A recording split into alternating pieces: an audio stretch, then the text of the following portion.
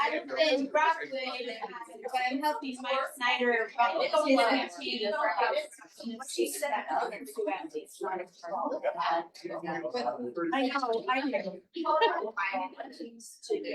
yeah, I do a better job. You guys have never done a good job.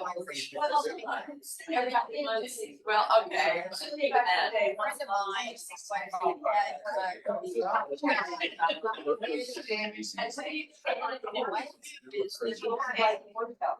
And so they, Okay. yeah, so. Households are in college, I mean, you got both sections. Yeah, you got both sections. That's, Yes. that's unbelievable. Right, that's great. And the thing else. So, but I'm also trying to get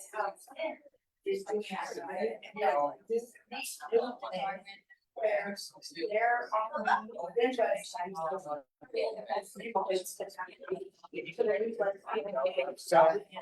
then I have a where I was like, go to the website and provide.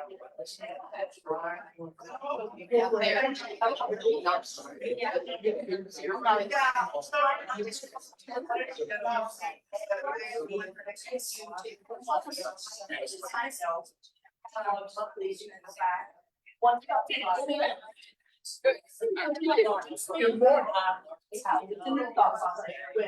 trying to be a service to your nation. Finally. I know, right, no, I see that, yes, absolutely, you will say right. No.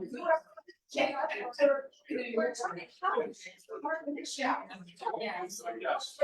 Yeah, right.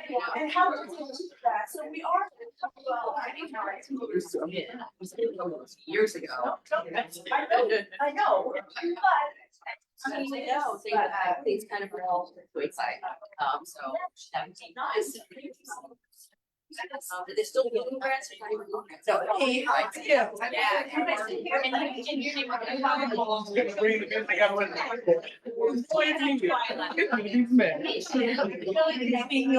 do, and I always know what you're saying, and appreciate your activism.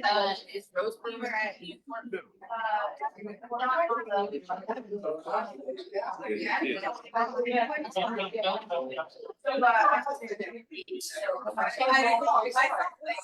Okay, Bridget, I forgot your glasses. Jump. This is my best. Yeah, I do. That's what I'm so glad to about. I love it. Not for better, but for worse. Is always trying to get him. Gotta do that. Yeah.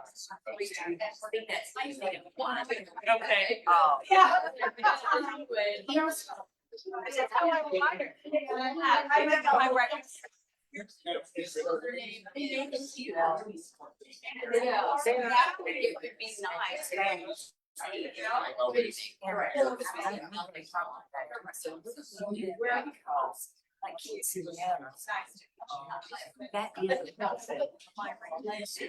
is for the acid.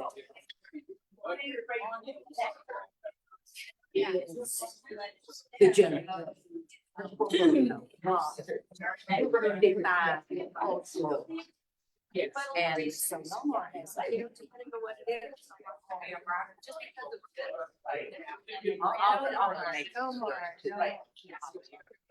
I didn't go this West. Yeah.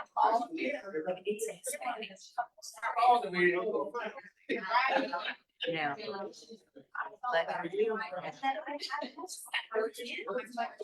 Business right. Now they're gonna be doing. Yeah.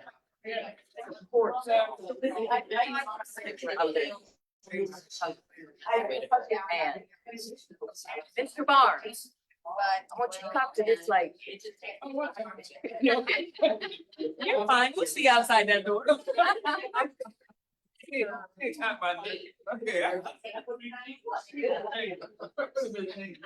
My name is Bridget.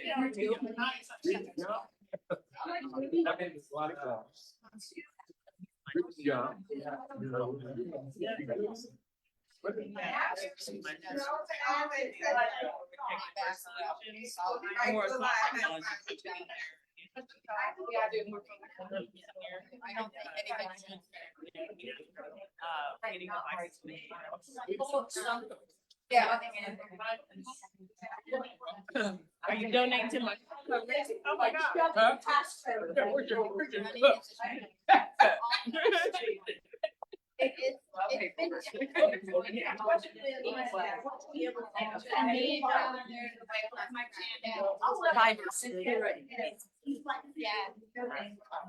Where's Did you you get located at? introduced? Just where you go.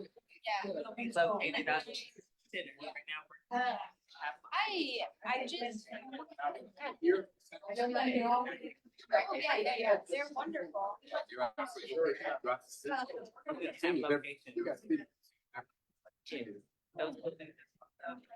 Thing that- I'm trying to. You'd be glad to talk to you. Like, you know. Friday, huh?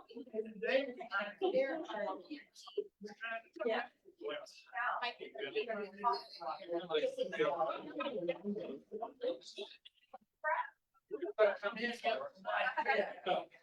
Fun. Came out of retirement to help. Create on 1 hour. Ran out. Yeah. Trying to understand.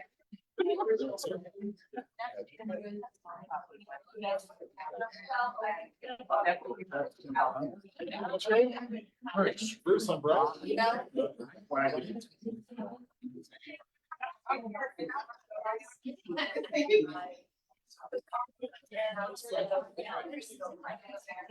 This is for Mike Secker volunteers. Can I just get your information? Appreciate it. I was gonna send you, well, anyway.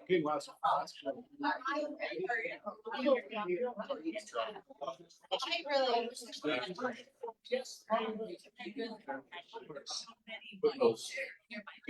Well, I was sharing the zoning meeting.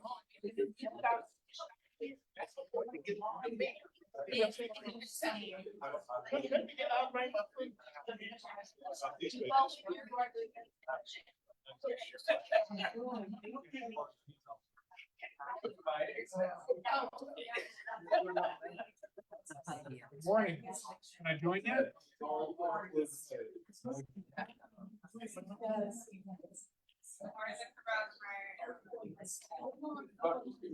Yes, I did. I was thinking I think you just have.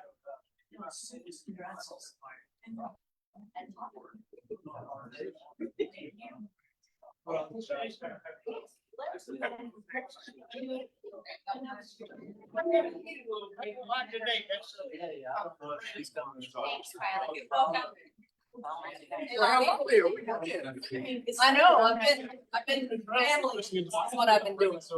I get. Yep. I'm never far. All right. You know my number. All right. Yeah, we will be boiling again soon in our neck. Sure.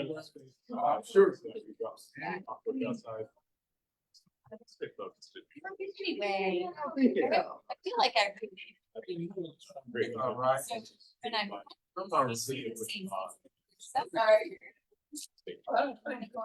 Stay tuned. Yeah. 100%. Right.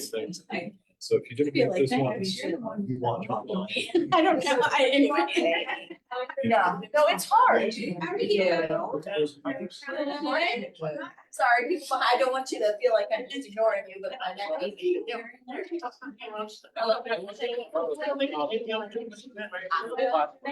morning. We're counting our third time. One of the things that came up the last time when we met would involve, you know what, your neighborhood is talking about the city lanes with the turning. In order to increase the fatalities along those, slow things down. And I know that's in your heart. I've seen you as a crosswalk. Thank you, by the way, my daughter uses that crosswalk. That is where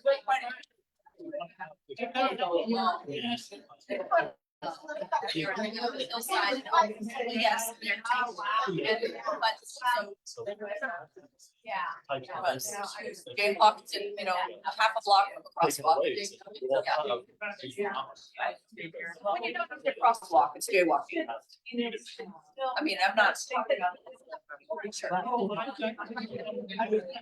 I'm saying that was discussion, but if that is a recommendation of the steering committee, that is obviously going to need widespread community support in order to be implemented, because there will push back on such a recommendation. But one of my goals with that would be to put parking a little on East, especially along that support. Use the whole parking, get that bottom, tear down house parking. No, let's provide parking now.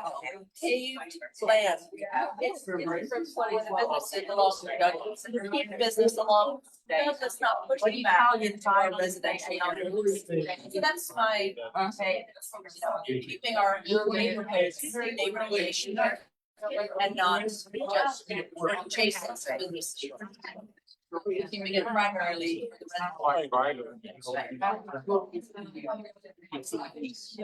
Yes.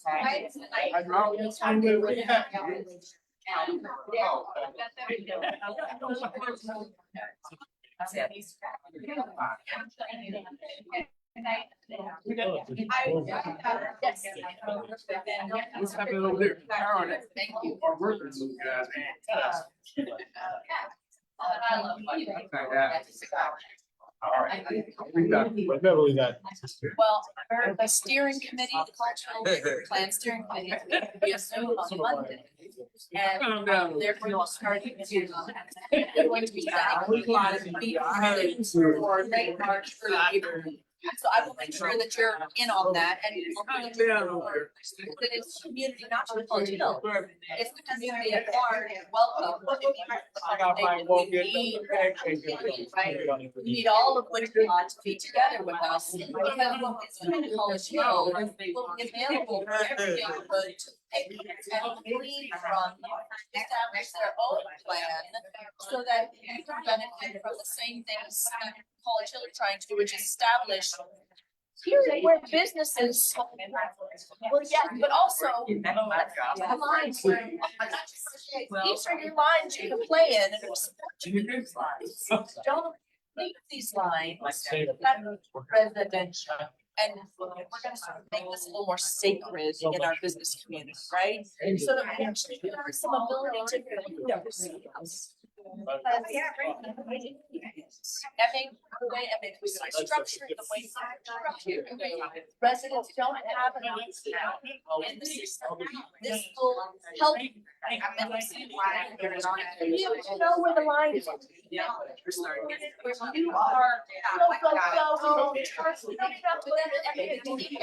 if you go to the beach, you will trash your food. But if you come out of this process, means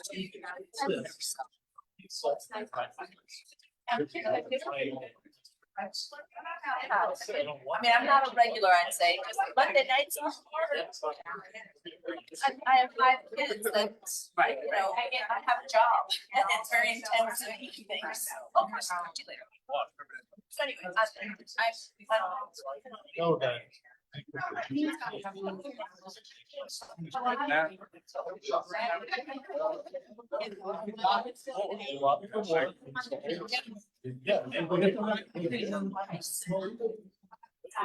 Thank you for serving. But it's, I'm very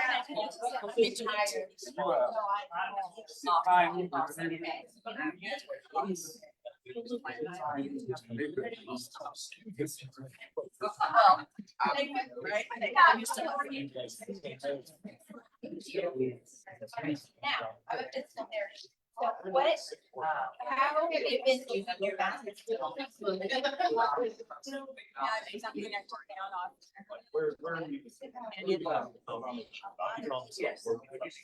Like, I want to talk. Well. Never been. It's a long Douglas. there's probably not as much pushback. Because we're sort of the neighborhood in general. Now, there are some that are very residential parts along Douglas, right? But we're saying that first block, that first half block. Could that be? I heard it's not. The last half block, actually, came out of my neighbor's yard. Yeah, that might play. No.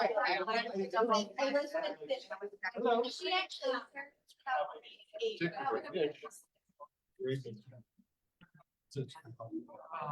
It's about town neighborhood, we're not in your district right now.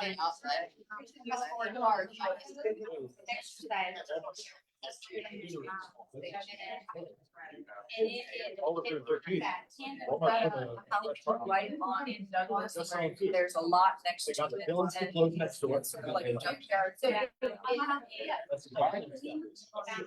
I just remember his. Yeah. Once he turned down. And it's like,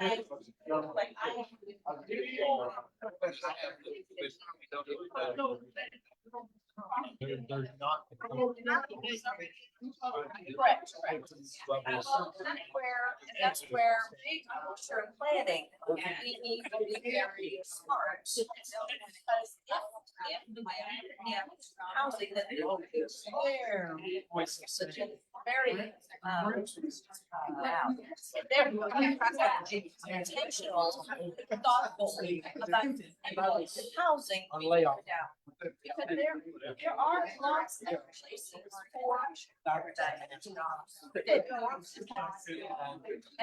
and that's where. Lower. Well, I'm sorry.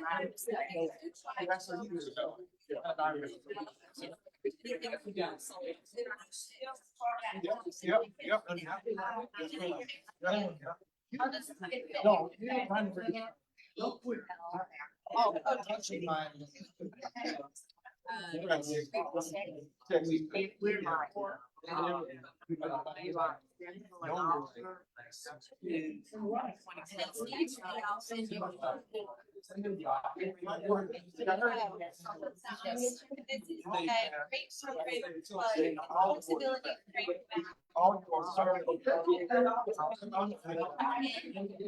You have lots of water.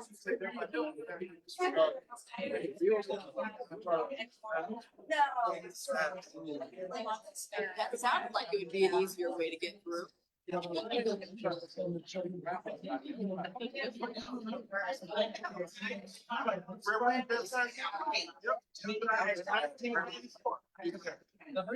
right, good morning, everyone. Morning. Morning. Morning. Good morning, Mr. Barnes. Good morning. All right, welcome to the March District One breakfast. Before we get started, I want to turn it over to Donna to talk about that amazing breakfast. Thank you. We're excited to be here. We are with the Books and Breakfast ICT program. My name is Tadana. As he said, Breon is in the back, and then we have Mark in the kitchen. We hope you enjoy the breakfast. What our program is about is it's family oriented. And so we invite the family to come out and participate in our program. We do literacy, that's reading literacy as well as financial literacy. So you can expect to have programming that will tackle the issue of, literacy deficiency within our program. So we serve the 67214 area. We serve out of French Quarters at 1504 North Kansas on second Saturday from 10 to 11:30. So we invite all of the community out to participate in this wonderful program. It's all free. We have free reading resources. They can get a book to go. They can sign up for a reading program so they can earn incentive programs as they read, just to kind of give them a little incentive and learn financial literacy skills. If they want to contribute to the breakfast. And if you want to contribute to the breakfast, we do have a donation cup in the back. So Thank you. thank you. Thank you.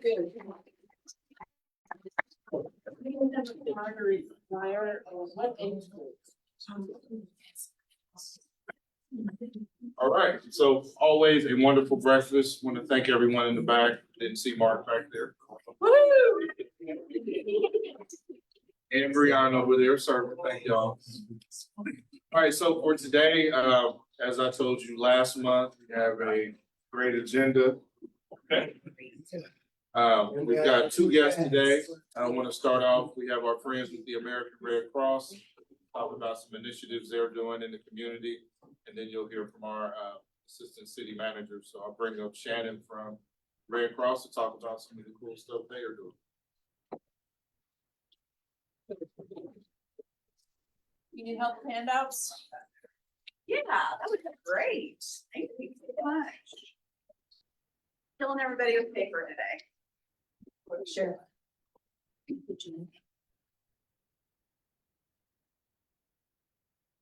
Well, thank you for having me. My name is Shannon Wedge and I work at the American Red Cross. We are the South Central Southeast Kansas chapter and we cover 21 counties, with obviously Sedgwick County being the largest. We at the American Red Cross, we not only respond to disasters, we help people prepare for disasters. So one initiative we have is a free smoke alarm campaign. And March is Red Cross Month. So this is in Spanish and in English, front and back. But we have installed, it's a national initiative, over 2.5 million smoke alarms in homes. We do not want finances to be a barrier for people. We do not want individuals to have to choose between feeding their family or buying medicine and having a working smoke alarm. You have 2 minutes to get out of your home once a fire starts on average. So, having a working smoke alarms, multiple working smoke alarms, can cut that risk of fatality in half. So we are embarking this month on a awareness campaign. So I'm asking you to please share this on your social media networks, put these flyers up in the local library, within your businesses, nonprofit agencies, but people can call. This partner is in partnership with the Wichita Fire Department. So once they call this number or fill out the form or the QR code, the Wichita Fire Department will come out and they will install the alarm. So please, please, please spread the word on this, because we have seen an uptick in the number of fires where people do not have working smoke alarms. So definitely want to share this message, and feel free to put this flyer on social media, like I said, and just help us promote it. Another thing that we are doing is we're getting ready. Actually, we already have wildfires in Oklahoma and Texas. We are at risk of those coming up into Kansas this weekend on Sunday. We're in another red flag warning. So we are embarking on spring storm season. So we want to make sure that you as a community are trained up and ready and resilient for storms, not only home fires, that's our #1 disaster, but any tornadoes, flooding situations that we may have in the state of Kansas. So we are hosting a shelter fundamental training. I didn't pass this flyer out, but I'll have it in the back. We can stay through the whole breakfast. It's April 4th and it's at St. Paul's AME. So if you want to come and get trained up to help your church, your nonprofit, your group stand up a shelter, we want everybody to be ready and trained. And so this is a great training if you're interested, okay? The last thing I'd like to show really quickly too, if you use your smartphone, we have all these apps. So I tell people to download the emergency preparedness app. We have an app for pets, tornadoes, all the things. So the emergency app is great. You can actually track family that are in other states. I can put in their zip code and see if there's any hazards, any risk there. It lets you know, but it'll alert you if we have warnings here. I do warn you, with the red flag warnings we have, sometimes they can go off a lot, but those tornado warnings as we embark, like I said, we're starting spring storm season. So please make sure you and your family are prepared. Yes. And that sort of brings me to my question. It's the same question for this and for the smoke alarms, actually. Right. So at my house, we just put in new smoke alarms, which woohoo, okay, great. But the freaking thing goes off every time I cook over 300 degrees. You have it too. Well, that's true, because I have a door. But I'm saying that because it goes off so frequently, I mean, I'm gonna be taking it out. Right. And so that's where I think a lot of people stop installing them because they go off when there is no need. And so how, there's a balance that's like swung too far to the sensitivity side where they're not getting used because they're so obnoxious. Same thing, I'm sorry, maybe with your app, is that it's, people are gonna not do it or turn it off because it's annoying. frozen every, yes, Right, exactly. right, So yeah. how do we manage that so that we don't turn people off from the very good resource because it becomes a huge annoyance? Right. Well, you need to have them outside of where people sleep. Your children, your family, definitely the sleeping is the main point. And I don't, Yeah, yeah. please don't worry about my house, we're No, okay. no, I'm not, but this is good education, you know, Yeah. for people, because that's what we're seeing. I mean, it's a Kansas statute that if you rent, your landlord needs to put that smoke alarm in for you. So we're also seeing that problem where people are like, I rent, my landlord has not put up a new smoke alarm. Now, it's your responsibility when you're living there to check it, but. Or to keep it installed. Right, Right, and because to if not it's- disable it. If it's going off all the Right. time, I may take, because my kids are sleeping and it just went off and. Right. I would move it a little way back from the kitchen, but I know, mine goes off too, because I have the big ceiling and smoke rises. Right. That's why you get low, you get out. Right, well, and the kitchen is where the fires start, so you Right. do want to have something, because Right. that, anyway, blah, blah, blah. Yeah. So, yes, I'm just saying, there's a thought. We have a community risk reduction team within the Wichita Fire Department. That's my best advice, but I'm not an expert on this, so I might ask them, but yeah. And they come out, that's a good point. We're doing a big partnership with Meals on Wheels and Senior Services because our elderly, they can't get up on ladders, check them. Maybe they don't have family. You need to replace your smoke alarms every 10 years. Right. So we're doing a partnership where we go out, they serve about 825 people, deliver meals every day. So we're gonna go out and check the elderly within that program. Great idea. Yeah, Thank yeah, you. but good point.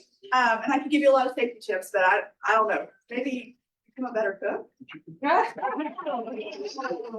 I'm kidding. No, it's all right, I'll take it, but you know, it is the thing in my house where, yeah, dinner's almost done, people, now everyone knows. Yeah, I had to say it. yeah, it's all good. It's all But good. I tell mine off all the time too, so my kids will laugh. They don't even take it seriously. And I'm like, Tommy, get up. And they're like, no, it's just you cooking. So Yeah, I no, I'm can with you. Yes, yes, Yeah. thank you. Really quickly, I would like to mention that we are really making an effort with our blood drives to diversify our blood supply. So we tapped out that sickle cell sheet. There's over 100,000 people in the United States living with sickle cell, and they can have multiple transfusions. So we just held a center blood drive last weekend, right, with the 300 and Grant Chapel. There's always a blood drive in our community near you. Somebody has their Red Cross shirt on. Thank you for being a blood donor. But you can search your zip code at redcross.org and find a blood drive near you. Okay, so I just wanted to promote that message. When you say diversify blood, you mean types? We want everyone from every corner of the community to donate blood. Right now, when you look, at any given day, only 38% of the population is eligible to donate blood, but only 3% do. Wow. And then that number drops too when you look at different ethnic groups. So we want to encourage everyone to come out and donate blood. But for individuals with sickle cell, that ethnic match works. Once you keep having blood transfusions, it's like your body. So really, just wanted to promote, but Kansans are so generous. Over 100,000 units of blood were donated at over 4,600 blood drives. So thank you. Yeah, that's good news. So, all right, well, I'm going to be here for the rest of the breakfast. So if you guys have any questions about anything or volunteerism, yes. So I have a question. I had no idea about this smoke alarm program. Yeah. That's awesome. How else are you getting the word out to the community? Because not a lot of people make it to this. Right, there's 20 of you, Yeah, right, or 25, yeah. yeah. I find that people that show up to these events are the most vocal, and you're the doers in the community. So, 25 times 10. yeah, exactly. Do you do it like the churches and so Yes, forth? yes. Okay, you do. Okay. Yes, yeah, so we actually, our Red Cross volunteers actually got in cars and we drove around the communities. We're especially targeting 67214, 03, and 04 right now because on the map, they're at a higher risk Right. for fires and fatalities. But Exactly. I'm gonna reach out to all the public information officers within, our government. The Wichita Police Department has a huge following on social media. Some of those pages, the fire department, but really just asking everybody to help. Because like you said, you didn't know about it. Right. So now you're gonna tell someone, you're gonna talk about it. I will. So it's just me to getting out, our staff, our volunteers. Yeah. Can you take me through the process? So I work at a skilled rehab, so we'll give these to patients after they've gone through the rehab and they're going home. We'll give them the flyer. So they call and tell me exact, what happens again then? Yeah, so they can call, you can also call the Wichita Fire Department. I don't memorize our number, it's 833. Right, you're right. I get But it. theirs is 268-4441, I believe. Okay. So they can either call us or the Wichita Fire Department, because we're a partner, they're installing our smoke alarms. Okay. But what you do is you fill out that QR code, and you can even go in and put it in for someone. Okay, And then you reach out to them to schedule an appointment. and then you'll install it for them. Perfect. We do not just hand people smoke alarms because we want to make sure that they're installed and started properly, that they're not sitting in their cabinet Yeah. and not installed. So that is one requirement is we don't hand people to install them for you. Yep. And Omega Psi Phi has agreed, if this campaign is like overwhelmingly popular and we get like that, they will go out and just install them. Yes, I think he was before you, but I will definitely get you too. So just that, smoke alarms are good. Carbon monoxide. Yeah. So I think those are probably just as viable in here because we got a lot of older homes. Right. Buildings and burners. And gas stoves. And so, maybe I ought to attach that to, as one of those Infinity gift cards, maybe you get a smoke detector and a carbon monoxide if you come give some blood. Oh, that's a nice. That is a nice little. But most of them are dual now. Most of the smoke detectors The ones are we dual. install Are are not? not dual. Okay, Um, they are a little pricier. They are pricier. It's a free program, but you're right. We've been trying to work too with the gas. Oh, yeah. On that, I do want to mention, so the carbon monoxide, yes, definitely. We hope people can put those in their homes too. We don't install those, but we have bed shakers for individuals who are hard of hearing. The bed shaker will alert them if their alarm is going off, so we do that as well, so. Those freezers. Yeah, yeah. So that should not be a barrier for people. And just the gentleman in the white sweater, did he have a question? Or he can come talk to me after, I don't want to take all the time. I Maybe never, more time you to guys, take the I one love time this because I'm not gonna lie, no one ever asked me a question anywhere. So I love We're an it, you guys. inquisitive bunch. All right, thank you. We ask questions here. That's right. Thank you, thank you. Tell us your name once more. I'm Shannon Wedge.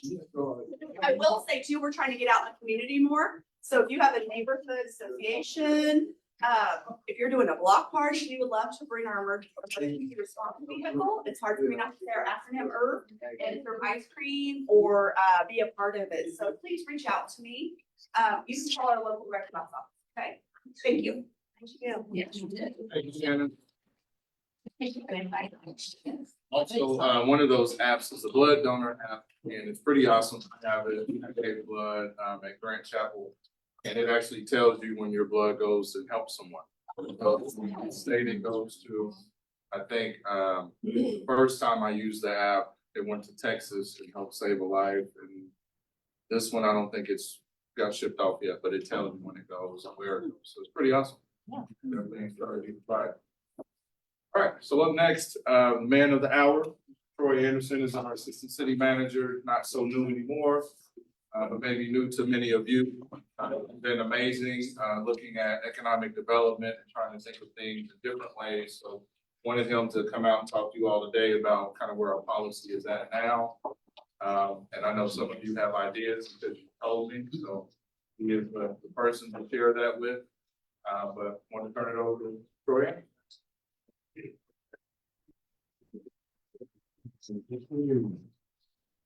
So, I'm a bit of a pacer when I talk, so bear with me here. And we're going to. I'm gonna tell you a little bit about me first and foremost, right? As Councilman Johnson alluded to, I'm somewhat new to the community. I've been here about a year and a half. My family and I moved here about a year and a half ago. I've been in local government for almost 20 years now. I came up through the ranks of planning and development, but over the last 7 to 10 years, have really delved into the world of economic development and public administration. I've spent some time in Nebraska, I've spent some time in Texas, and I've spent some time in Missouri.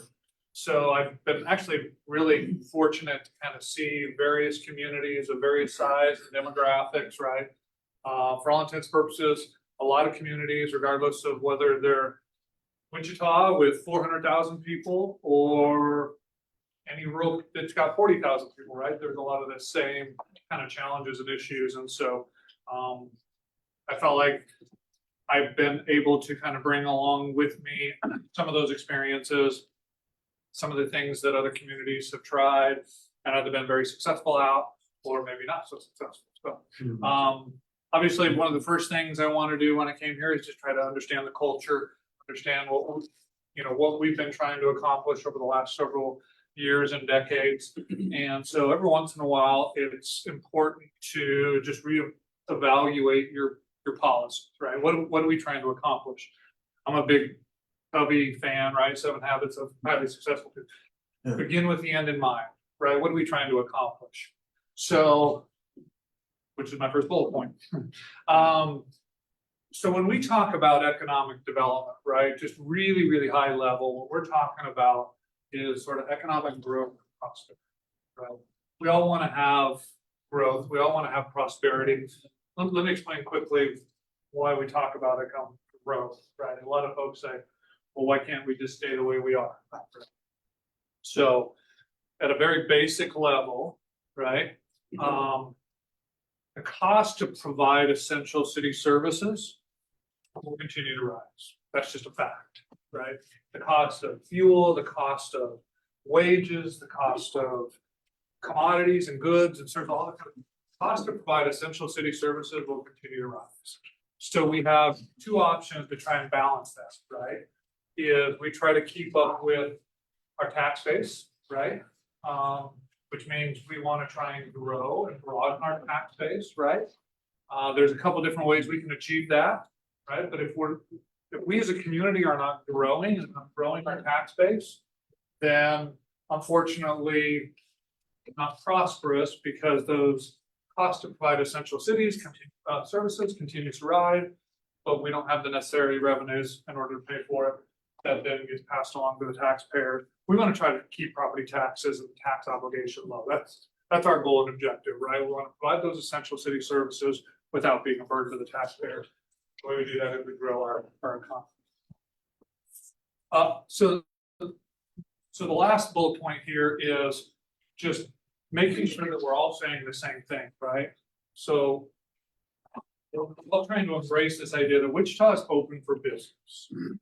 And whether that means big business, whether that means small business, if we're truly going to achieve sort of growth and prosperity, we have to sort of embrace this ideology of Wichita is open for business. And I think a lot of folks do, but that's one of the first critical steps that we have to take. We talk about macroeconomic stability, right? That's across all industry sectors. That's a balance between business, and talent, and quality of life. I'll get to that and I'll reiterate that here in just a little bit. In order to grow and prosper, we need to remove the barrier, right? That's one of the easiest things that we can do. Sometimes government has a really hard time getting out of its own way, right? Yes. Yeah. So how do we remove those barriers that have been associated with economic growth and prosperity, right? How do we make it easier to do business here? So we want to try and remove the barriers. And then the last thing is, but we want to be strategic, right? We want to align our strategic investments with community goals and objectives. So what are those macroeconomic stability, economic health, right? We talked a little bit about broaden and diversify the tax base. I told you that a little bit ago, right? We want to encourage capital investment. I don't care whether that capital investment comes from within the community or outside of the community. In fact, the more capital investment I can encourage from outside of the community, those are new dollars to market, new money to market, right? We want to create employment opportunities. We want to promote economic growth and welfare in the region.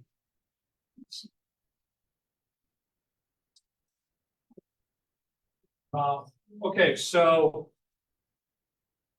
removing barriers. So back in 2019, there was a study that was conducted called the 2019 Local Incentive Policy Analysis. It was a comparative analysis, and it was a group of community stakeholders, community business representatives, outside consultants, right, industry professionals. They all got together and they started kind of talking through what is our policy as it related to back in 2019. So these were some of the things that came out of that study. They said that the Sedgwick-Wichita policy exceeds the requirements of Kansas state law. So what does that tell us, right? First and foremost, that tells us at a state level, the state says, okay, cities, here are some of your economic development tools, right? Here's the tools you can put in your toolbox to kind of grow your economy. And at a state level, the state says, well, you can only use these tools here, there, and out, right? Our policies went above and beyond. We were making it more, like today, we are making it more restrictive. We are making it harder for people to do business in Wichita than across the state. The Sedgwick-Wichita policy requires more level of local and state review than those found in other states and competing metro areas. So not only is it harder to do business in Wichita than in other communities across the state, it's harder to do business in Wichita than it is in other states and in other communities. We are immediately putting ourselves at a competitive disadvantage to try and attract businesses, grow businesses, retain businesses. Because if there are other communities out there that are making it easy to do business, they're coming and they're trying to attract our businesses. They're trying to take them away from us, right? I'll throw out Pizza Hut. Right? I mean, when you're creating a competitive environment, you can continue to retain and attract business and grow your local economy. The benefit to cost ratio in the Sedgwick-Wichita policy tends to be higher than competing metro areas. Just kind of reiterating all the same. So this was that on-site stakeholder engagement that I was telling you about. These were some of the key themes: communication and educational incentives to local audiences. I'm going to touch on 3 of them: programming and processes, business retention and expansion, business attraction. Had a couple others in there, but I'm going to talk about those 3 in particular.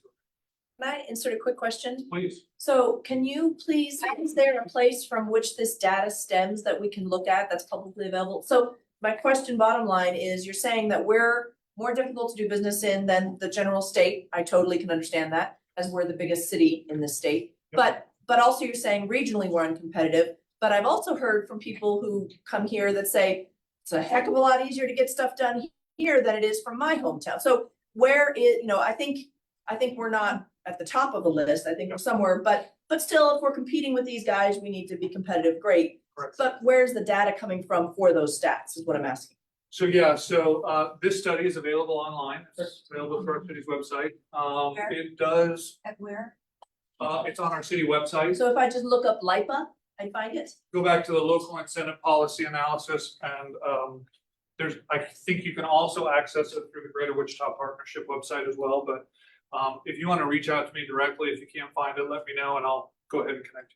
In that report, it also talks about, yes, our peer city evaluation, and what those,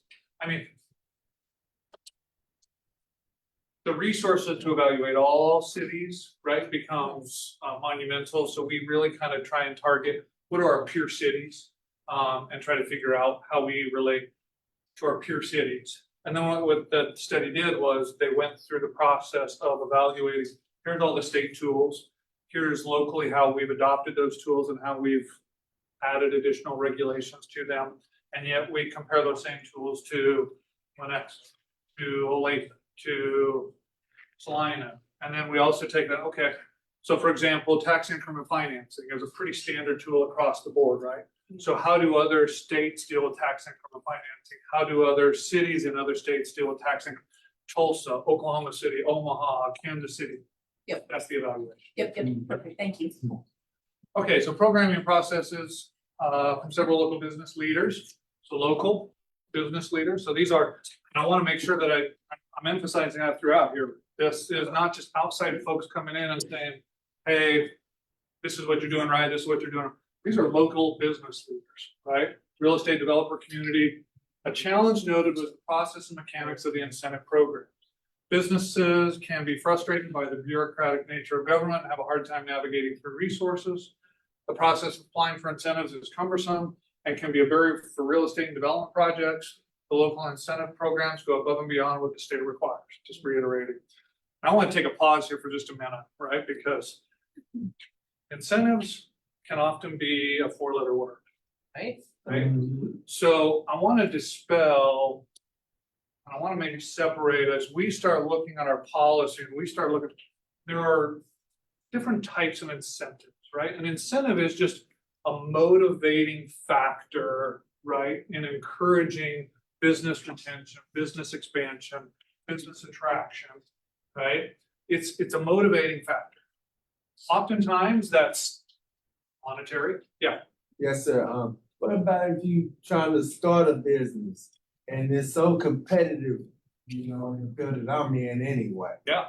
You know, is that the same thing you're talking about, that where they're competitive, that we don't let a small business person in, that sometimes it might cripple, like what you're saying? So that's a great question. So I want to make sure that we are not just targeting big business, right? Absolutely. There are programs and there are resources and there are incentives. There's motivating factors for even small businesses. So I generally put this into sort of four buckets. Okay? And our offices at City Hall, we deal in all four of these, right? First and foremost is that big business, right? That big business is your Spirits, your Cargills, your Textrons, right? We want to take a look at big business because that's a big economic engine, right? But that's not all we do. So we also deal in the world of small business. When we talk about small business, we talk about two different types of small businesses, right? Which really kind of leads into the third one. The second one is called Main Street type businesses, right? These are businesses in your local economy who are your mom and pop shop. It's your, it's one-off restaurant. It's your local contractor, maybe mechanical, electrical, plumbing, right? Your Main Street businesses.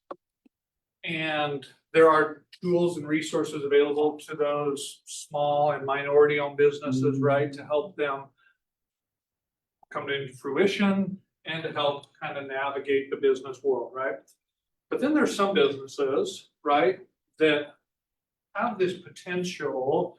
We call them accelerators, right? And there's what they call accelerator programs.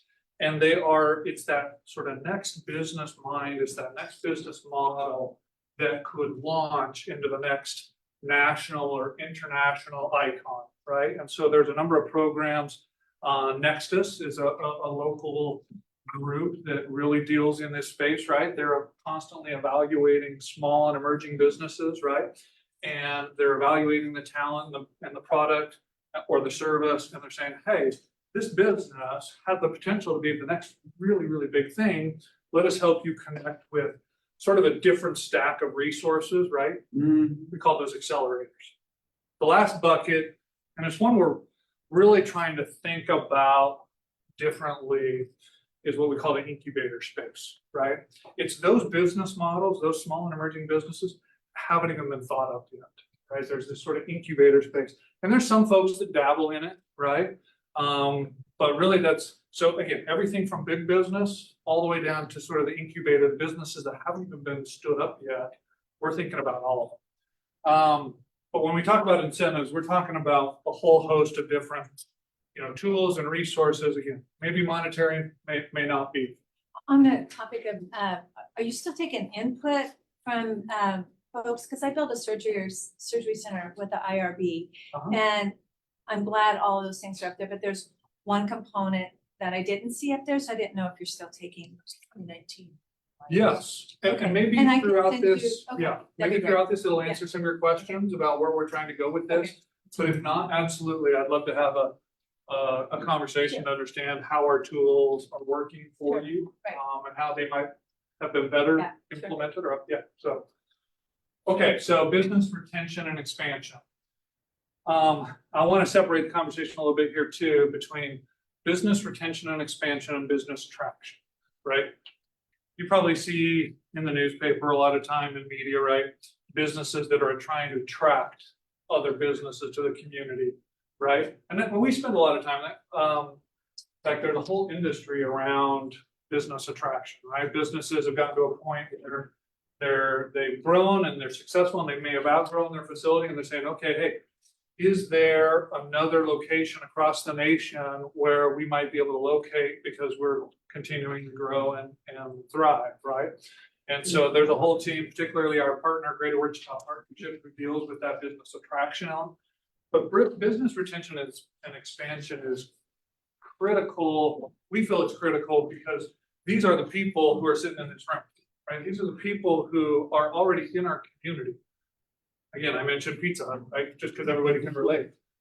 What are we doing to try and retain and help support expansion efforts for businesses that are already here? In fact, I would say the business retention and expansion is almost more of a priority for us. than Like a business Pizza attraction. Hut, like a Pizza Hut. Yeah, we want to look at what are our existing businesses. So Spirit, you probably put in the news recently, right? Boeing is theoretically Oh, having Spirit. conversations to acquire, and what does that mean, right? So we're in conversation with Spirit, hey, how can we help support you? Right? How can we help? You're a key part of our community. What can we do to help support you? You look at Textron, you look at Bell, you look at, here's another good example, Integra, right? You all may have heard in the recent, that Integra, there's a $2 billion project for a local semiconductor manufacturer, right? To grow, and it's these folks were recruited really, really hard by other cities and other states across the nation. We also leaned in really, really hard. This was a local business, right? Hey, we want to see you grow and we want to see you be successful. We want to see you do that here, right? And so business retention and expansion. 80% of business growth tends to come from existing businesses, right? There's some statistical analysis. That's why we focus so hard on that. Incentives need to meet the needs of existing businesses, including those small to mid-sized companies. Again, there's all sorts of tiers of business types and all across all industry sectors. We need to make sure we're rolling out the red carpet for small to medium-sized business as well, not just for big new projects, right? For small businesses, we need to make sure we're rolling out the red carpet as well. The public and business may see incentives as creating an uneven playing field for existing businesses. That's perception, right? But it's real, that's out there, we recognize that. We need to do a better job of educating existing businesses about existing incentives so they see a level playing field. To your point about maybe how you had an experience with IRBs, that may not be necessarily the same experience as other people. So how, and there may be people who have no idea what an industrial revenue bond is or how it works or how it might. It kinda was really, cause I was having to push my lawnmower around where in the world everybody else. Yeah. They was able to get to the big business, like the bigger yards and Yep. things. So it was like they already had that in place and I had to come along behind them and beat their price. Yeah. Like they'll be at like, say 60. I come along and I'll be at 40. But then my 40 seems gooder, but they already had the business, so Sure. it's like It's a competitive environment out there, feeling, right? And we're not necessarily in the business of trying to pick winners and losers, right?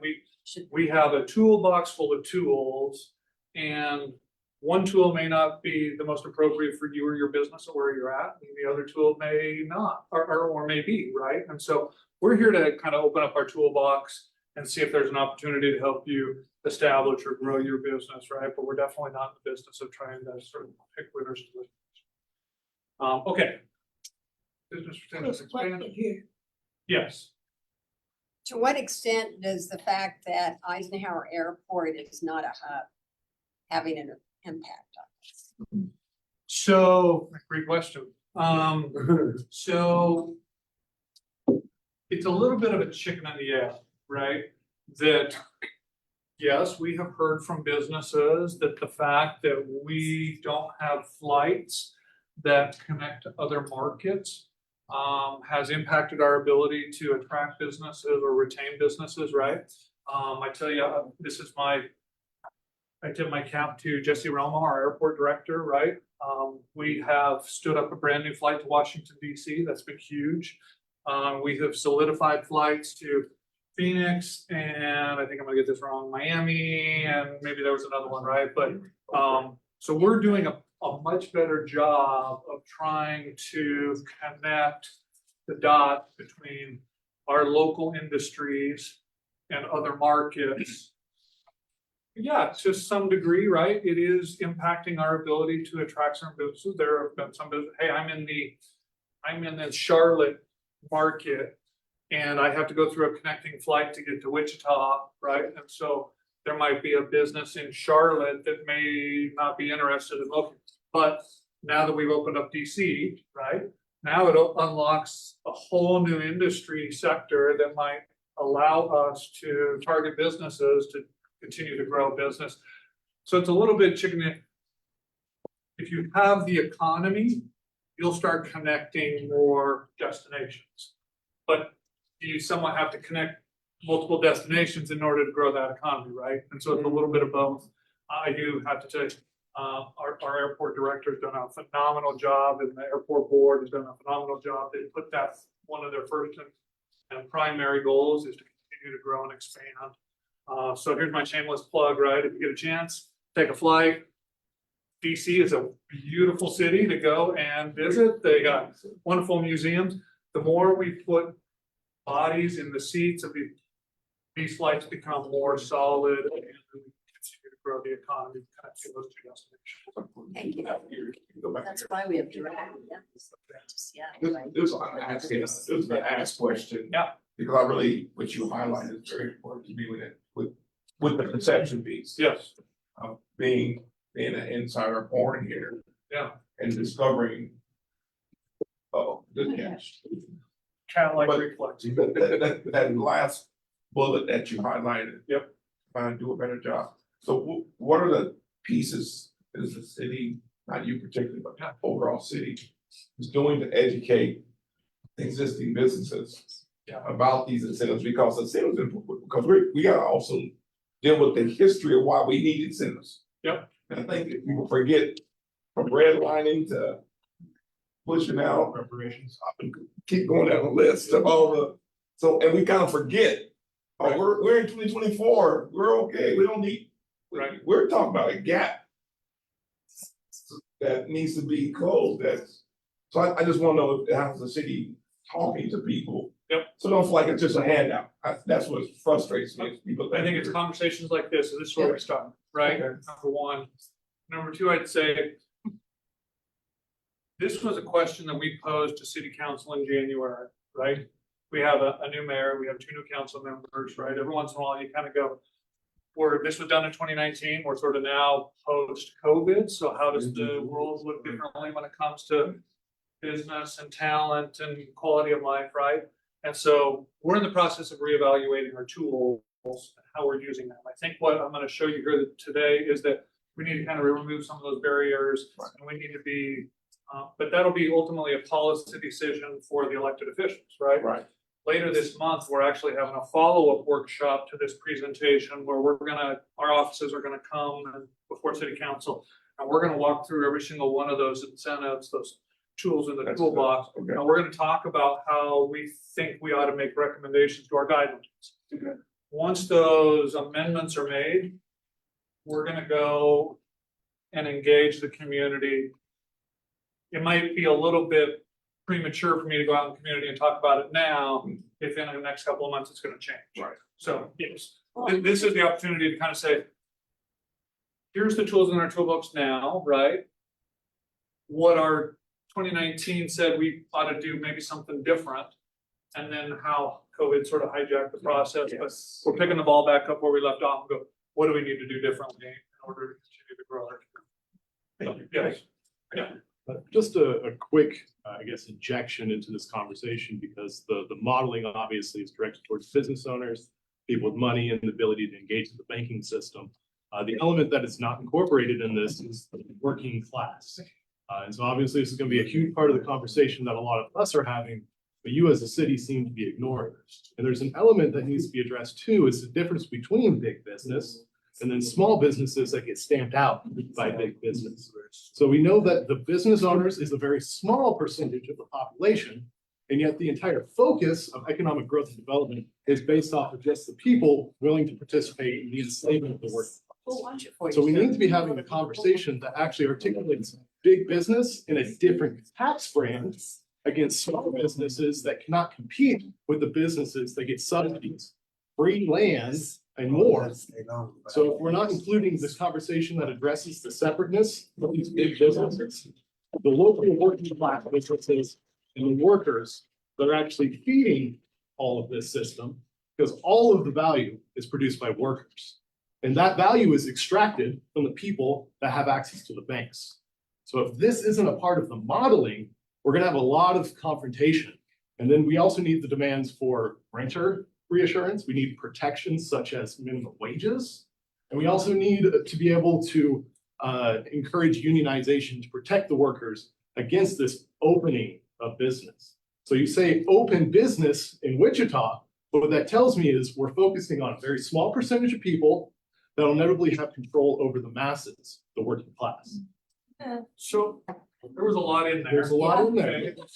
So let me try to unpack that a little bit, right, of some of the things that I heard in there. Let me unpack that a A little lot bit. of elements. And then let me make sure that, because we may get to some of that too, right? So you talked a lot about talent, okay? When I talk about, you said workforce, right? In our, that's the talent, right?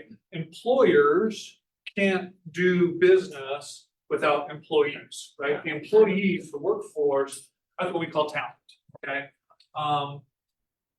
When I talk about economic development, I talk about it as a three-legged stool, okay? It's business, right? Because I can have all the people in the world, but if they don't have jobs, there's no economy, right? I can have all the businesses in the world, but without the talent, there's no economy, right? And then here's the third one. This is one I think that cities really lean in on, right? That's what we call quality of life, quality of place, right? What distinguishes Wichita from Kansas City, Denver, from New York, from LA, right? Here's the reality. We don't have oceans. We don't have mountains, right? So how are we attracting? So when I talk about business retention and attraction, I'm also talking about talent, attraction, and retention. Here's the reality. We have brain drain in our community. Yeah. We do. So Did what you do we consider do? James Chung, that one of our biggest exports is talent, is young people? Talent is one of our, in fact, probably more so than business, right? Talent is probably one of our biggest challenges, right? And quality of life Retaining. is important, Quality of life. that talent. Because if I'm talent, right? And it could be somebody coming right out of high school, could be somebody coming right out of college. It could be a 40-something. I was in a conversation earlier this week, right? There was a recruiting for a position, right? And this, they're trying to recruit people from all over the nation. And one of the candidates was a husband with a wife and 4 kids, right? So school districts were critical to, right? Now, we don't control school districts, right? So I And want in to make sure. fact, Wichita doesn't coordinate with 259 much at all, correct? We don't really, Let me throw in housing. You want Housing, talent, absolutely. I mean, Yep. housing Quality of is, life is dude, housing. it's all of this retention, you wanna bring in business, there's no housing. I was out that housing thing at the leadership center. They threw out we're down 50,000 units. So these are mutually exclusive. I can't agree with you more. In fact, we've had, Johnson took off, but we've had conversations with the elected officials about some of the strategies around housing that we're trying to accomplish, right? And so we're taking all of it into consideration. It's the business, it's the talent, it's the park system, it's our police department, our law enforcement, right? Every single aspect of local government impacts citizens and talent and workforce on a day-to-day basis. Even though this presentation this morning has been primarily around the incentive associated with businesses, right? It is a key component in the conversation, because without business, people are gonna leave and they're gonna go find jobs in Kansas City or Oklahoma City or Tulsa or wherever they can go. I wanna try and keep them here. I gotta have jobs, I gotta have talent, and I have to have a place where people want to live, right? It takes all three. Just to clarify, I wasn't mentioning anything about talent. I'm mentioning about differentiating the people that are conducting business, and then we have the masses. And large businesses often use small businesses to hide behind in those tax brackets. So the issue is the fact that we have a tax issue where a lot of these big businesses, the big boxes like Walmart, we got Lowe's, Home Depot, we got all sorts of clothing manufacturers that are getting tax incentives. And we're not allowed as small businesses to actually compete because of the nature of them being able to avoid taxes. And then again, as a working class, we don't have protections against the exploitation from these bigger business that force us into these economies. So if we want to talk about talent, let's talk about all the talent that is drowned out from slave wages. Because that is where we're actually missing out on most of our potential, is that we as the workers and even small business have to rely on serving these bigger buildings, these bigger entities. So if we're not actually differentiating between big businesses that are from abroad and then businesses that are actually local and separate them, we're actually gonna have a hard time actually resolving any of the healthy quality of living, because all of a sudden, all these people that you want to do better for are still living off of bare minimum wages. So are you, as a city manager, willing to make pushes to have minimum wages? Are you willing to have housing as a viable public option without people suffering? So are you willing to do things to protect us as you open up businesses to extract wealth from the workers? So I'd love to have a follow-up conversation with you. Those are a lot of policy decisions, right? But I'd love to visit with you. I got a couple more hands here. Just need my follow-up. Sure. Okay, I have a question. I'm gonna roll it back Yeah. to educating small businesses within Wichita. Yep. So that we can participate in these existing incentives that the city has. Yep. So by rolling back to that focus, we need the bigger businesses, we do, because the bigger businesses create jobs for us in Wichita, Kansas. It may not seem like it's a lot, but there are bigger businesses coming to Wichita that will create more jobs. But people like smaller businesses create programs to educate the smaller companies and people within our community how to get those jobs and retain those jobs within Wichita.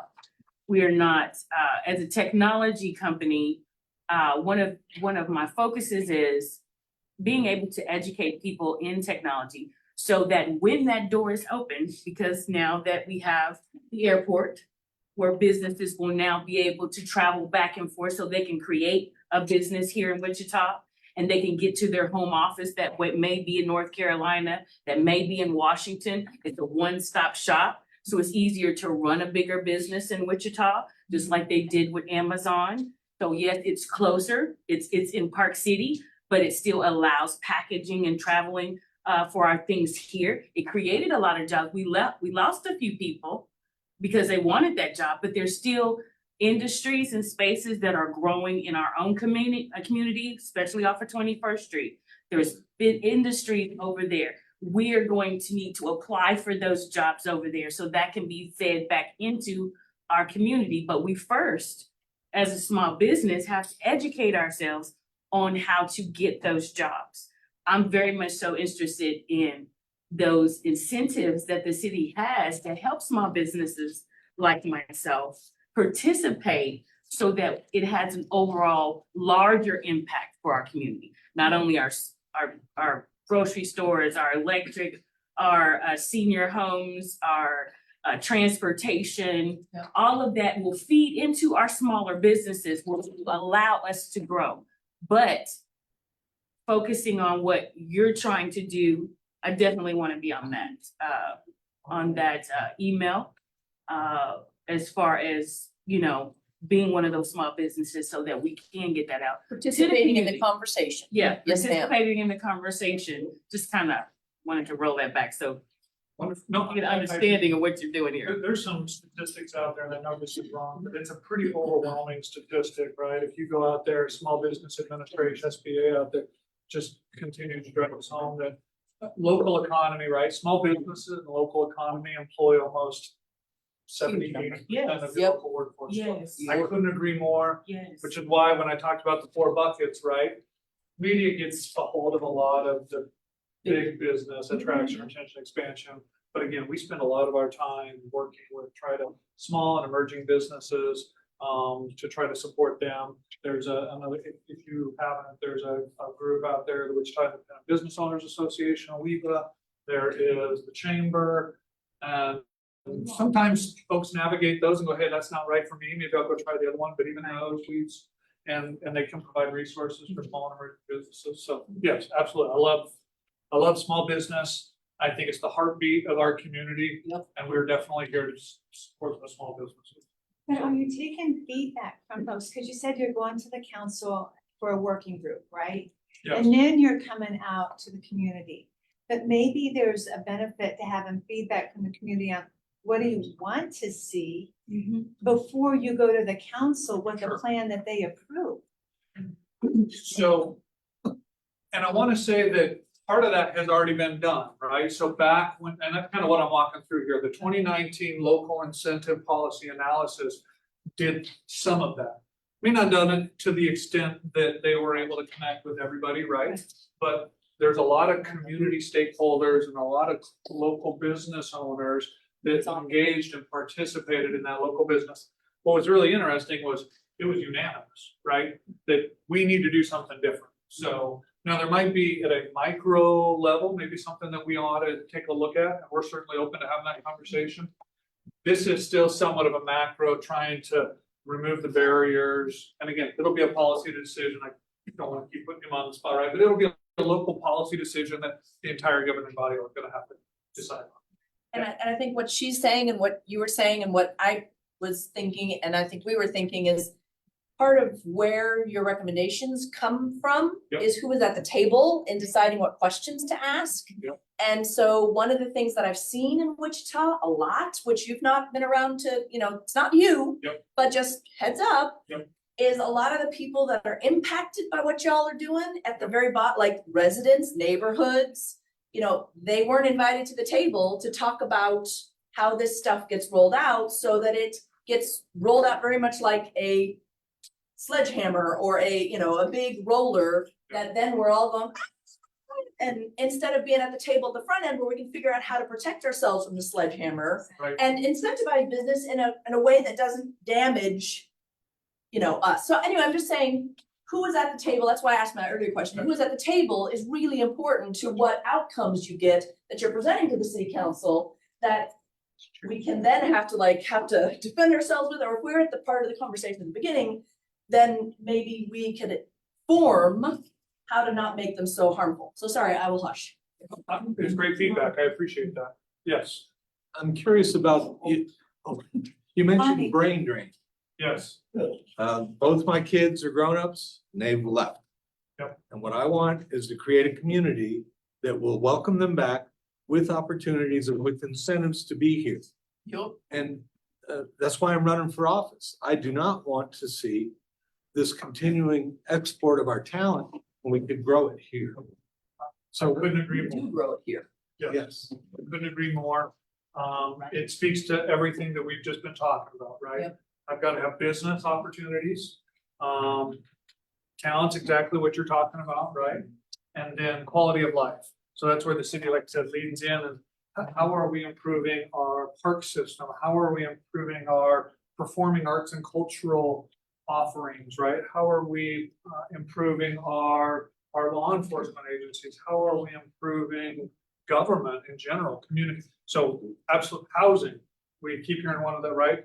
We're in the throes of a lot of housing related conversations, right? And I could come back and I could have a whole presentation on just the conversation around housing and what we're trying to, we talk about, I can't tell you how much time I spend on homelessness, right? And the issues of homelessness. So all of these things impact quality of life.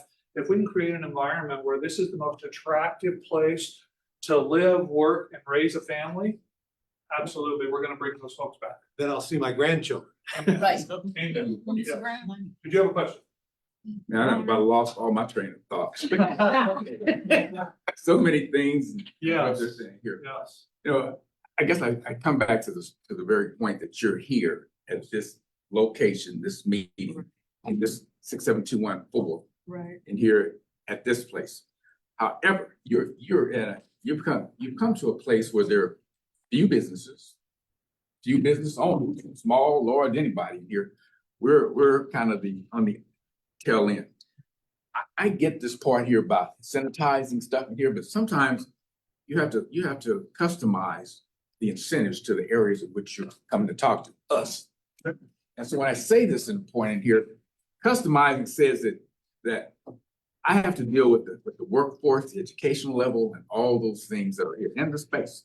So if you're talking about people leaving here to go work with these companies, then what can we do to attract businesses to come to this area? And some of those things, just to give you an idea. Yeah, so, Well, let me finish. I'm gonna have to take off too. But okay. so when I say these ideas in here, everyone wants something. When you talk about the airlines and the airports and these things they put up with DC and those places going here, use Wichita State's model.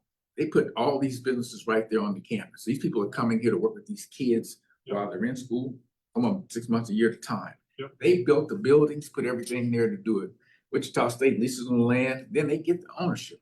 So when you talk about this area here, we have no businesses, but what we do have is more empty spaces and lots. Yep. And so when I'm telling you, if you want to attract businesses to come here, what would be the incentive in this area?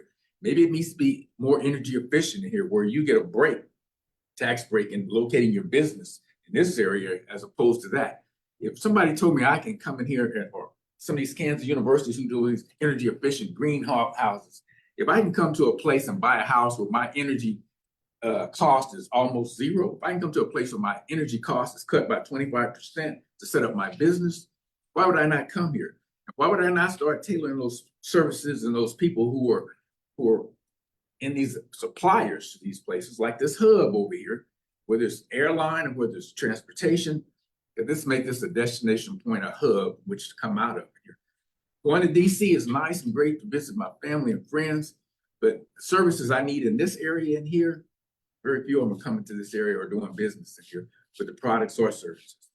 And so I'm saying sometimes you have to customize these incentives in here to make those businesses come to you. And with that in here, you sit right here with the university that's working with all these people.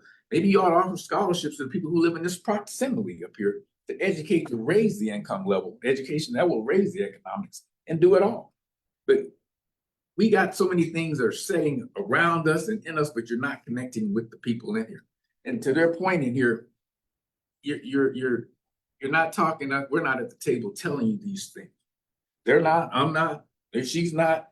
So when you do these incentives, they're all around Wichita area, the outer outskirts and stuff of them. Those people who have land and money and they're developing anyway, those places here.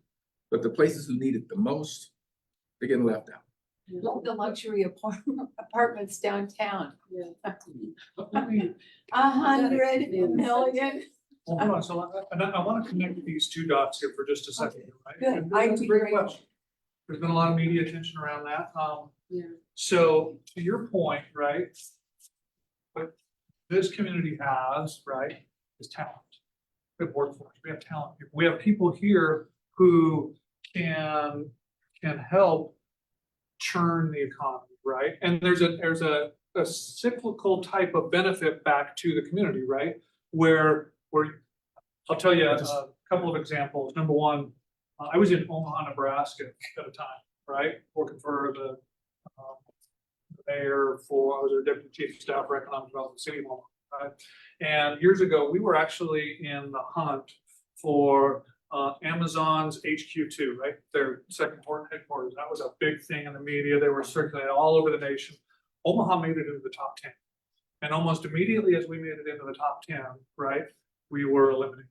So on part of some of our exit interview stuff, right, thing that they told us, but we wanted to come, you have some really exciting things going on, but the problem is you don't have any talent. And we said, what are you talking about? We got great university, we got UNO, we got, they said, yeah, but your talent isn't within close proximity to where I want to locate my business.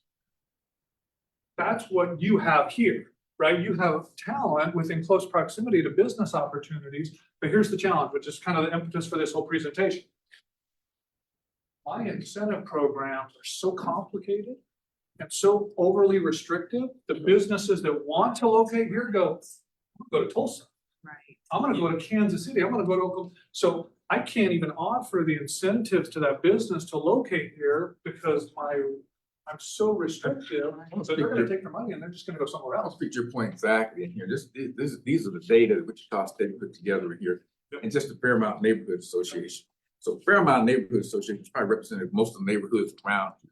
And most of these neighborhoods around here that border around Wichita State in here, they talk about the educational level in Fairmount neighborhood. In here, probably 60–75% of those have high school or less education. The age group in those groups are ranging from anywhere from 10 up to about 40 years old. The median income is 25,000 here. And so they're absolutely right in here. You don't have the trained workforce, the educated enough workforce in here to take on some of the jobs, which they would, if they put the plant there, they'd have to bring workers in. People living right next door don't have it. But what I'm saying is you got all the other connectional dots. You got all these companies that come in here, they're looking to work with these students and they're portion of it. You got all the people across the street, across this street, across Hillside in here. You got the people here, you just got to come educated and training in here. Wichita State offers in-state tuition to everybody up and down here, this highway, east and west, from here to Missouri, almost down to Texas.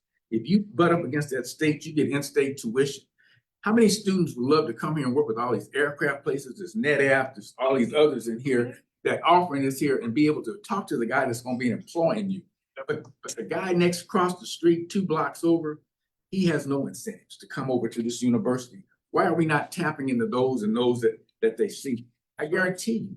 That's a great question for Wichita State University. Well, I'm just saying, they're one of your selling points. We absolutely work closely with Wichita State and we try to help support them and we also Newman. You need to put a little and pressure on them. And, That's all I'm saying. and Butler Community, I mean, we work with all of the secondary institutions to try to grow our local. Because I get so tired of this, we're partnering with, and I'm telling you, Wichita State's pretty much only concerned about the perimeters that border around them. They can say we're calling the Shocker neighborhood going down to the bypass, or we're going over to Central, but I see no investment in what they're doing. I can feel, touch, taste anywhere, whether that's housing, whether it's, when you talk about K-State, they talk about energy efficient, they talk about these cities where they putting solar panels in here on empty lots. Hell, that's all we got is empty lots. So I'm gonna maybe. Hold on real quick. Yeah. Just conversation wise, Troy's on slide 8 of 21. So this is a great conversation for when Troy gets done, so we can get all the information, have a better informed conversation. Maybe that's not great idea. Let me run through the presentation and then maybe we can open up for some Q&A real fast. So, okay. Business attraction, incentives to factor in site location, however, stakeholders recognize the need for other factors to be competitive as well, such as talent, quality of place, et cetera. The site selector, okay, so site selectors, just real fast, site selectors are consultants representatives. So if I'm a business and I'm in Charlotte and I've outgrown and I'm looking to go, they hire a site selector to go evaluate other site opportunities and so the site selectors during the 2019 process, 6 site selectors were interviewed in order to understand the critical success factors and best practices of incentive policy design and implementation. So we got outside consultants as well, not just local folks. Care needs to be taken to explain that money isn't just being given away to companies. Spelled that wrong. In the form of corporate welfare, but rather than investments in the community being made. I wish I had an illustration. I want to make sure that when we talk about incentives too, that we're not giving away taxpayer dollars. Okay, I want to say that again. We are not taking your hard-earned tax dollars that you're giving to the city and giving them away. Okay, here's what we're doing when we talk about these. right, is we are foregoing some sort of future tax revenue that we wouldn't have otherwise realized had this project not relocated, expanded, or otherwise, right? Government, we play the long game, right? We're not in the 5-year business model or the 10-year business model, we're in the 50-year business model, right? So to your point about the apartment project downtown, right? So you're right, this is $100 million apartment project. And we are giving this developer owner of $100 million apartment project, guess how much money we're giving? $0. 15 million in Nope. taxes. How much money are we giving? We are decreasing the amount of income we're gonna get in the future from the profit that he's gonna derive from his development. That's how all these things work. Yep. Guess how many tax dollars I'm gonna give to this guy? We're just going to Zero. get paid less for what he's making in the future. So right now, that property generates about $15,000 a year in taxes. It's vacant, it's undeveloped, it's unoccupied, and it generates about $15,000. And that $15,000 a year goes to all of the taxing jurisdictions, not just the city. You know who the biggest recipient of tax dollars is? District. School district. Yep. So of that $15,000, more than half of that goes to the school district. And they're closed. Right. I know, but. And they're being impacted because, I know, okay, so but here's what happens. So a $100 million project comes along and they build it. Once it's completed, the next year, that property is valued at X on the tax roll, okay? $15,000 continues to get passed through to all of the taxing jurisdictions. And the value that they added to the property on top of the, they don't have to pay for 10 years. Okay, however, in year 11, If it's full. that $100 million project will be there for the next 50 years. And unless that they $100 ask million for an will pay extension. property taxes, not on the tens of thousands of dollars, Yeah. but in the hundreds of thousands of dollars in year 11, year 12, year 13, 14, in Kids are going. perpetuity. Here's our We kids give doing them end over The and Goddard. incentive is Valley not that Center. we're giving away tax dollars. Right. We're just foregoing. So if this project doesn't happen, guess how much money we get? $15,000. $1 a year. In year 11, if this project doesn't happen, guess how much money we get? $1,000, right? Well, If this 17 project because doesn't it'll have occur, inflated. right? And we're never gonna expand and broaden our tax base. That's how these incentives work. Yeah. We're not giving away any taxpayer dollars. We are just foregoing What some future revenue stream for a short amount of time. okay, what about the people that are gonna be able to afford those luxury apartments? And then how is that gonna benefit the other community? Yep. So that is a great question for, and I'm gonna have to come back in a couple of months on the housing piece, right? Because when we talk about housing, right, we need it all. And I think there's a really good presentation around housing that I would love to come back and share with you all. Please. So summary of findings, align our regional growth plan and target industries, adapt program structure, evaluate benefit cost return investment, focus on post performance, all some really good stuff in there.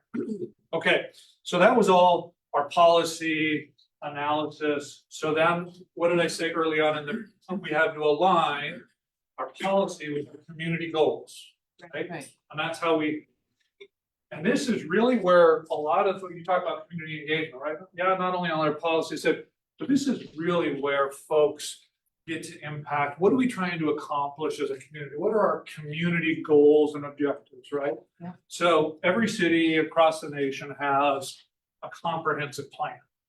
Okay, that comprehensive plan addresses things like transportation and parks and housing and everything in between, right? It's our city's comprehensive plan. So Wichita's comprehensive plan is the Community Investment Plan 2015-2035, i.e. the comp plan. It's available online through the city's website. Here are some plan guiding policy principles. We as a community want to support an innovative, vibrant, and diverse economy, right? Some of the things that we're working on when we talk about a diverse economy. We all know that Wichita is the air capital of the world. And we love to wave that flag right, across the nation. We are really, really proud of the fact that Wichita is the air capital of the world. However, I think everybody in this room knows the impact that it's had on the community because that industry is cyclical, right? So any good investor, any good financial advisor is going to tell you what's the solution. Diversify your portfolio, right? So which is why we are really, really excited about some of the opportunities with Integra. Kind of opening up the door to the semiconductor manufacturing sector. We are really, really excited about the Wichita State University KU Biomedical Campus downtown, expanding that offering to our community, right?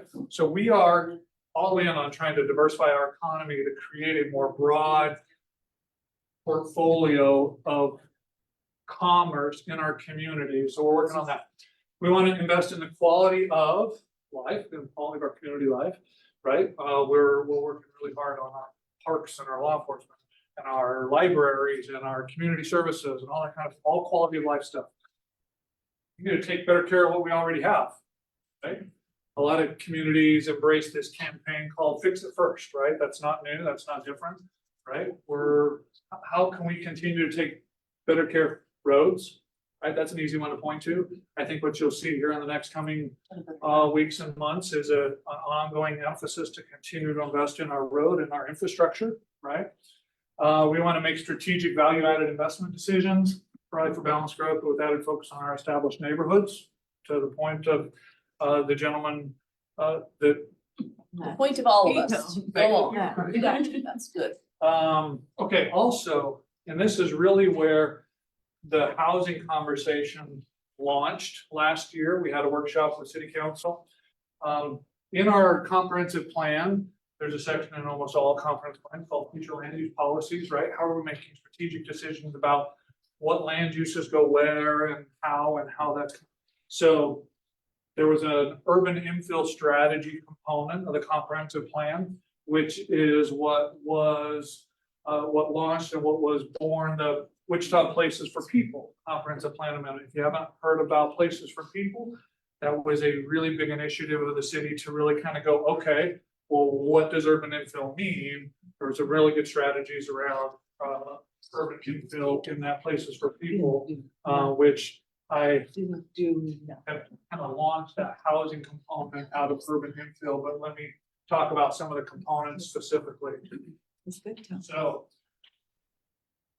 neighborhood investment framework. So there was this, there's this page 62 of the Places for People. It talks about frameworks and neighborhood investment frameworks, right? There's folks out there that have done a lot of research into this stuff, but there's different components to neighborhood vitality, right? So first and foremost, there's this sort of free market, right? Where cities don't have to intervene.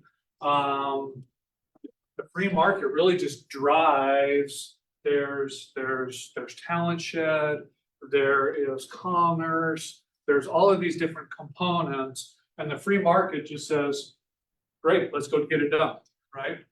But then there's this component called adjacency and momentum. And the third, and I think that's kind of what the gentleman was alluding to a little bit, right, about community development. So how do we bridge the gap between free market and community development? And it's this kind of idea around adjacency momentum, okay? It's one thing to walk into an ocean and drop a pebble and see sort of what type of impact can we have, right? We've gone through the exercise over the last couple of years, right? There was an urban infill incentive to waive permit fees and reimburse landfill costs in formative areas, right? So as part of this, the Places for People laid out these 4 geographical kind of characteristics, right? Formative areas were sort of those areas that were in the most, well, here it is right here. Formative areas, housing prices are rising, but are still much lower. So you have formative, emerging, flourishing, and maturing. And you see across the spectrum, right, that these are the areas that are in most need of investment. And these areas are kind of being just free market driven, right? So we said, let's go and try to impact this, right? So in these formative areas, we'll waive permit fees and reimburse landfill costs. Excuse me, we ran through about a 2-year model, right? And realized that through all of our data analysis, through all our permit activity, it didn't move the needle. Right? Why not? Because we didn't really kind of listen to our own advice, right? That you can't go from here to here. You have to kind of embrace this adjacency momentum idea, right? Where in areas where the free market is already investing, the idea is to come alongside that. That's kind of like the snowball effect, right? You already have a snowball going down the hill. How do we continue to come alongside that and make that snowball even bigger, right? And so what we did is we went back to the table, and this is really where you're seeing sort of adjacency momentum, right? You're seeing areas that are mature, that are free market driven, and take that skill, and this is really where we start focusing, right? And eventually what happens is these areas become maturing, and these areas become emerging, right? And so you start to see this shift. So it's called adjacency momentum, right? It's this sort of tiered approach. So rather than look at it, I wonder if my next slide shows some of this. No. So the formative areas were these big, sort of massive, that consists of multiple zip codes or multiple census tracts, right? There's big geographies. Well, what the Places for People said also said was sort of, okay, that kind of is a good big geographical representation, but there are some other geographical representations, what we're going to call nodes and corridors. Okay, so nodes, intersections, and corridors, right? So 21st Street from 235 to Grove might be a corridor, right? But Grove and 21st is a node. So much. So rather than just focusing on these big geographical sort of formative areas, right? We're going to shift our focus to nodes and corridors, particularly those nodes and corridors that see the biggest free market investment and that are in maturing areas. And we're going to come alongside geographically those areas adjacent to nodes and corridors into the neighborhoods, right? That's where we're going to see sort of spillover impact from free market investment. What is that? Does that make sense? So this was a strategy that was just sort of introduced to city council last year, right? So this is going to take some time. This is going to take some time in the context that when we combine what we're trying to accomplish with our policies so this is where we take strategic investment decisions with community goals and objectives, right? We talked about the policies and the tools we have in our toolbox, and now we're going to align that with community goals and objectives. And that's what we're going to try and hopefully lay out later this year, right? If we can revamp our policies and procedures, make them more user-friendly, remove the barriers, we can align those with geographical strategic investment that's consistent with Places for People and comprehensive plan, the work that we've already built on. We're just going to kind of shift and pivot a little bit and retarget and refocus our efforts in other strategic areas. Yes. A lot of this has to do, of course, with planning principles. Yes. And one of the principles that I've always been very interested in is the sense of place. Yes. And a lot of that was based on the neighborhood plans. Yep. And because different neighborhoods have a slightly different prideful sense of place. Absolutely. And I would hope that this will look at those neighborhood plans that we already have on the shelf. Yep. And focus on what is the unique sense of place and how does it relate to the free market. And what I am concerned about is, in my opinion, my humble opinion, a lot of development in our community, our entire big community has destroyed a sense of place. And I'm talking about sprawl. And I don't want to see development be incentivized to come back in and destroy that sense of place in our neighborhoods. Again, I have to come back with this other presentation because we touch on that, right? there's a balance between taking suburban planning principles and trying to introduce those to neighborhoods who have rich cultural, right? There has to be a marriage, and we've leaned in with some of our development community. Go, you can't take that suburban product and put it in the middle of this neighborhood because it's not cohesive, it doesn't fit, it doesn't continue to build on the adjacency momentum that that neighborhood has created already. So to your point, yeah, when I come back with this housing and urban infill presentation, we'll touch on some of that. Thank you. 2018 regional growth plan, kind of just reintroduce everything we've already talked about, right? Talent pipeline, existing business efforts, marketing, attraction, target innovation, intelligence. Though the regional growth plan is in and of itself holistic and focused, it must also be seen in a broader context of Project Wichita. Potential transformation strategy initiatives spanning. So basically where I went is we did the comprehensive plan, right? Back circa 2015, I think it was, right? To now in 2018, we said, yeah, we need to keep doing these things. And then we said Project Wichita, which was another initiative, right? That also said we should continue to kind of, so all I'm doing is going back and looking through the rich history of what this community has already said we should be doing. We need to invest in ourselves, right? We need to believe in our region, invest in assets that attract, retain, and build talent and opportunities. We need to connect our community, people connected to each other and connected to opportunities in education, business in the region. To your point, neighborhoods, right? We need to have a future generation mindset, forward-thinking prompts to attract next generation and build a strong future for our kids and grandkids, right? And then boldly seize opportunities, take risks, act now, lead boldly. I'm going to touch on the last two real fast: economic prosperity and quality of place. Hopefully I've continued to kind of drive these points home, but just kind of showing that it's not just me up here taking my experience in other communities, but this is what Wichita has said even long before I ever got here, right? Hold on, my thing is really sensitive here. Continue to build on the work before us, shift the risk away from the taxpayer. I'm gonna emphasize that one right here, which is why that apartment conversation, right? We're gonna shift risk away from the tax. We're not gonna give taxpayer dollars away, right? In that scenario, the apartment project. If he doesn't build the apartment project, guess how much money he gets? If he doesn't do it, did we risk any taxpayer dollars by? Do we need it? Yes. But if we don't do anything with that land, just sitting there, we're at a loss of $15,000.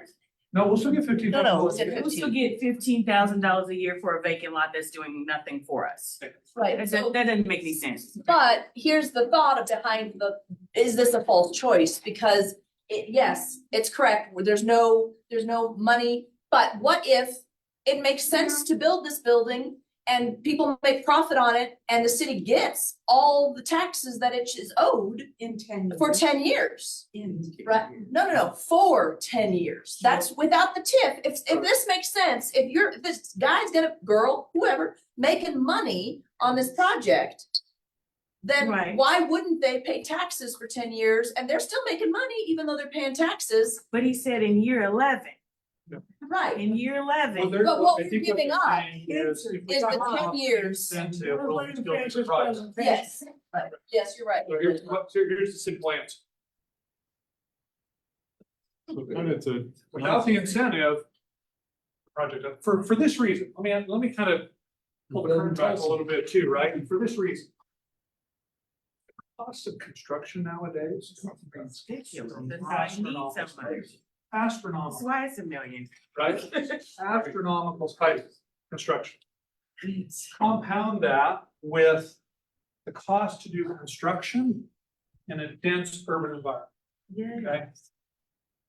The cost of construction out in Andover or in Maine or in Knox is wildly different than the cost of construction in downtown. However, is cheaper.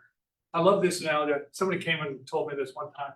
He said, have you ever seen a postcard of suburban anywhere? No. Right. What do you see a postcard of? Downtown. Downtown. Downtown Yes. Wichita, downtown Kansas City, downtown New York, hell, right? Downtown is the heartbeat of our, much like small businesses, downtown is what people think of when they think of. Prosperity of the Right? community. So, so cost of construction, doing business downtown. We want to continue to invest in our urban core, right? And when I say urban core, I'm not even talking about just downtown, but just, okay, but even if we're downtown, urban core, right? We've got to get back to urban. There's a whole generation of kids and grandkids. This is fact. They don't want to own a home. They showed up. They want to live in a dense downtown urban environment where they can live, they can work, they can play. Most of them, man, give me a bed and give me a hotel bedroom that I'm not gonna be there anyway. I'm gonna be down at the coffee shop, right, or hanging out with my kids. Right. So Where can they play downtown? Everywhere. it's coming. It's coming. And I say that, I'm so it's a momentum thing, right? Here's what happened downtown. This is kind of a fun planning exercise, right? Here's what happened. Downtown, historically, downtowns have been built upon employment and office, Yeah. right? Yep. People, New York City, you work downtown, you live downtown. Yep. Then certainly, you work downtown, you live downtown, right? Well, all of a sudden, especially post-COVID, right? Offices have kind of become a thing of the past, Yep. right? Remote work. Now, we're getting back to some of that, right? There was a statistic, 19% of all office business Yep. will never come back to the Reopen. office, Yep. 19%, Yep. right? We're gonna lose 20% of our office markets, period. Wichita went through this over the last several decades, right? Of offices went to the suburbs. Right. And so there was this void in downtown. Well, how do you fill that void? Well, it doesn't make a lot of sense to put a bunch of people down there if all of a sudden they're just gonna commute out to the suburbs to go to work, right? So what do you need downtown to maintain that population? Historically, it was office. And that market's not gonna present itself anymore, but what else could? Educational institutions, Right, yeah. right? Yep. With the announcement of biomed, I'm telling you, our trajectory downtown is gonna Yep. entirely change, because now I've got students who are living, I have a captive audience of not just a handful of students. Where are they 3,000, where are they gonna live? Yeah.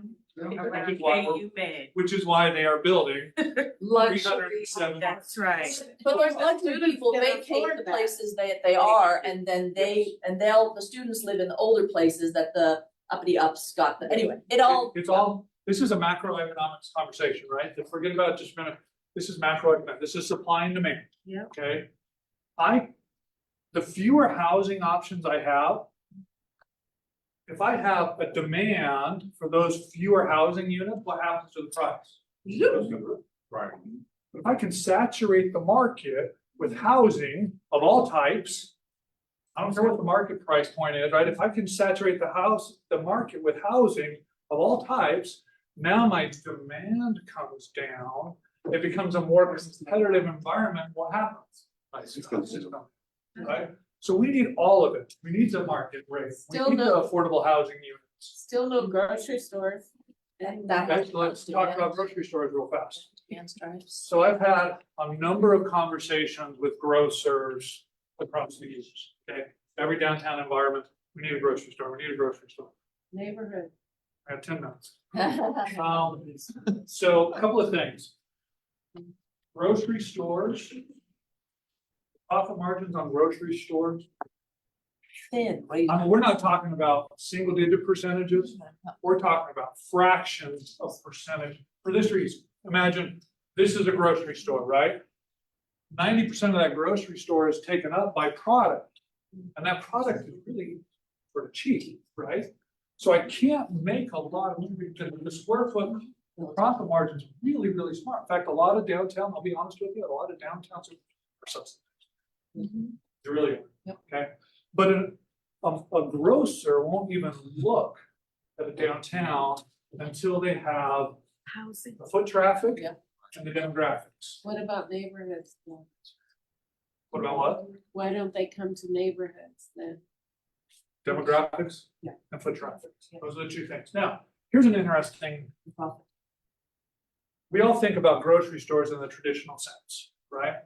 But what we're realizing sort of post-COVID too is I don't need a grocery store. No, not when you gotta get there. Delivery. Delivery. You. I have every single grocery store, at Kroger, Dillon's, whatever it is, guess what they'll do? They'll deliver my groceries. Yep. Right? So it's a really interesting, scientific, we're kind of walking through the project. It's not that big grocer footprint anymore that we're gonna have to be subsidized. It's sort of almost guerrilla grocery type of approach, right? Where you have these more smaller bodega-esque type of, there's a product, I heard it's a Hy-Vee Fresh and Fast, right? I've seen these, they're actually out for the suburbs, but you walk in and they have virtually a little bit of everything. They have fresh food, right? They have the dairies and those kind of things. But then they also have a locker where if I'm online and I'm shopping for my entire groceries for the week, I can go in, pick up some fresh stuff, go to my locker, go pick up my groceries for the week and leave. I don't have to go into a great big grocery store. I think that's gonna be the future. Yep. That's just my own personal thought. I think that's gonna be the future of grocery downtown. It's gonna be more smaller, more Asian convenience. conveniently located type of, rather than the big grocer store. So, anyway, that was kind of a fun. Thank you. Thank you. Okay, last slide, next steps. We want to try to amend our economic development guidelines, right? We want to encourage macroeconomic stability, want to remove barriers, align our strategic investments with community goals and objectives, taking into consideration comprehensive plan, urban infill strategy, adjacent nodes and corridors, keeping in mind everything the community has told us over the last year around our regional growth plan, Project Wichita, and the 2019 LAPA. Our current workup, two things really specific. We're gonna get away from, we've already started getting away from our facade improvement program. We're rolling that up into our CID program. CID, Yeah, so the I'm gonna investment. keep an eye on the time. Let me tell you the difference between these two right now. So we had a program called our facade improvement program. The facade improvement program was a tool, instead of tool, right, to refurbish a number of our buildings in our urban core, right? It was based off of a very liberal interpretation of a state statute, right? I won't get into the details. My concern is that CID offers the same tool, right? And that is, you can special assess those costs and pay for those expense. I'm sorry, what? What is CID? Just Okay, define sorry, it. no. CID stands for Community Improvement District. That's all I needed. Yep. Yep, that was it. Community Improvement District, there's two components of a Community Improvement District. There's special assessments, right? You can take the cost of making improvements and you can spread them out across your tax obligation, bill your special assessments over a period of time, 15 years or so, right? And then there's a sales tax component, but not every project, maybe it's an office, right? Doesn't have a sales tax component. So I have a special assessment program as part of my CID. Why do I need two? In fact, the special assessment program under CID has exponentially more eligible expenses. Under the facade improvement program, the only eligible expense was the facade that was adjacent to the right of way based on that interpretation of state statute, right? So, well, what if I had a building that was set back a foot from the property line, right? From the right of way line? If it were set back an inch, a foot, I couldn't use my facade improvement program because it didn't apply to that state statute. So we're gonna eliminate sort of this program and we're gonna roll everything up under CID. And But what then are we doing with CID? What does that do? What does that entail? CID is the same, so the two aspects, special assessments, right? Coming back to everything that we've been talking about here today. The owner developer has to expend the costs first and foremost, right? We want to shift ourselves away from taxpayer risk. We're not going to front these costs. The developer has to expend the costs first and foremost to do the project, right? And then what the special assessments does is it's a financing strategy. It's a low interest financing strategy. It's because of the lower interest rates associated with them, right? There are some cost savings that can be realized, but basically through that special assessment, they repay back the debt as part of their annual tax obligation, right? So they're basically carrying that, rather than going out and getting a conventional loan, they have to go out and get a conventional loan to do the project to begin with. but then there's a certain percentage that can be leveraged against special assessments. So they realize a smaller interest rate. That's the special assessment component of it. The other one, for example, you'll see on city council's agenda Tuesday, right, is the sales tax component. So if I'm a business that offers a sales tax component, right, like the Orpheum Theater, they can add 1 to 2% sales tax on top of their ticket prices, right, to go back and repay themselves for the investment that they made. Again, how much money is the city giving away? 0. Are we shifting the risk away from the taxpayer? Yes, right? The investment has to be borne by the developer, and then they're carrying the risk throughout the project, and they're paying themselves back through through sales tax or through special assessment. Thank you. Yes, sir.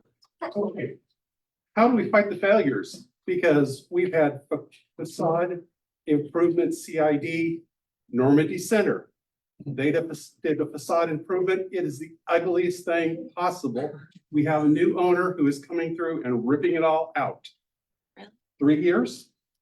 That's a great investment of the city. And then we have a CID at Central and Oliver. Abandoned property now. It's going to sit there for at least 5 years or more before somebody does something. The old grocery store, what's the Central Oliver one doing? Yeah, the old grocery store. Oh, Dylan. Central and Oliver What? was only CVS and the Burger King. It wasn't across the street. It wasn't because It was just that one corner.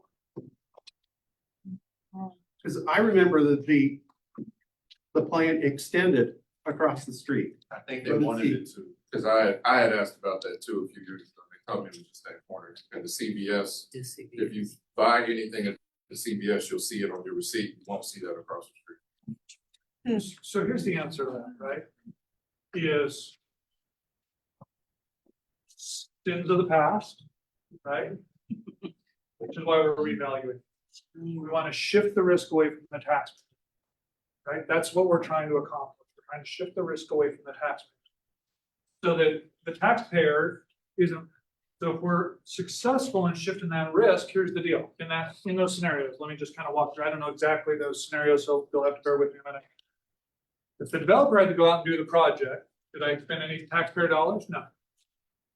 If the developer is responsible to pay their tax obligation in order to repay themselves for the investment that they made, am I putting any taxpayer dollars at risk? No. What I'm trying to do is shift the risk away from the taxpayer. It's entirely owner developer funded. The risk is almost entirely shifted. I say almost because there are going to be exceptions to the rule. Right? Bear with me for just a moment. 99% of the time, if all of that risk is shifted onto the owner developer, if they don't go do the project, there's no incentives. They don't pay the taxes, they don't get repaid for their investment. If CID sales tax, people go, well, you're just passing the tax on to the consumer, right? Okay, well, guess what? As a consumer, you have a choice. Don't go shop there.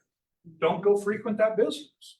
And if that developer owner doesn't get the foot traffic and the tax receipts from the sale of their product or service, guess who's at risk? They are, not me, right? So as a citizen, you have a voice when it comes to CID. If you don't want to go support CID, don't go shop there. Really easy, right?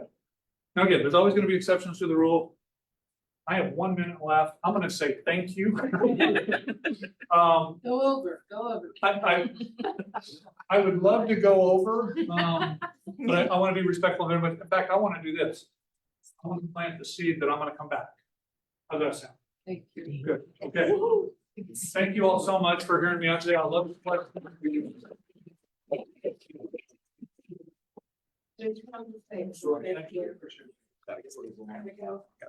Well, it is on the record where it said he would be back, so I have witnesses.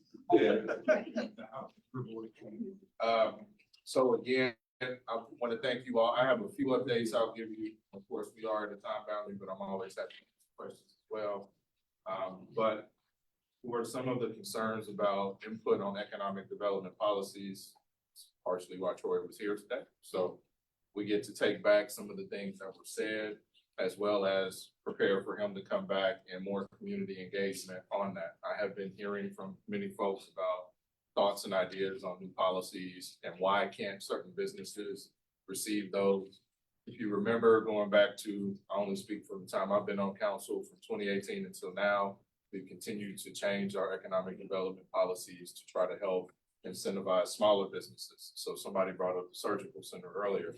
That was one of the first businesses that benefited from our change to go from having to create 20 jobs to being able to create 5 jobs.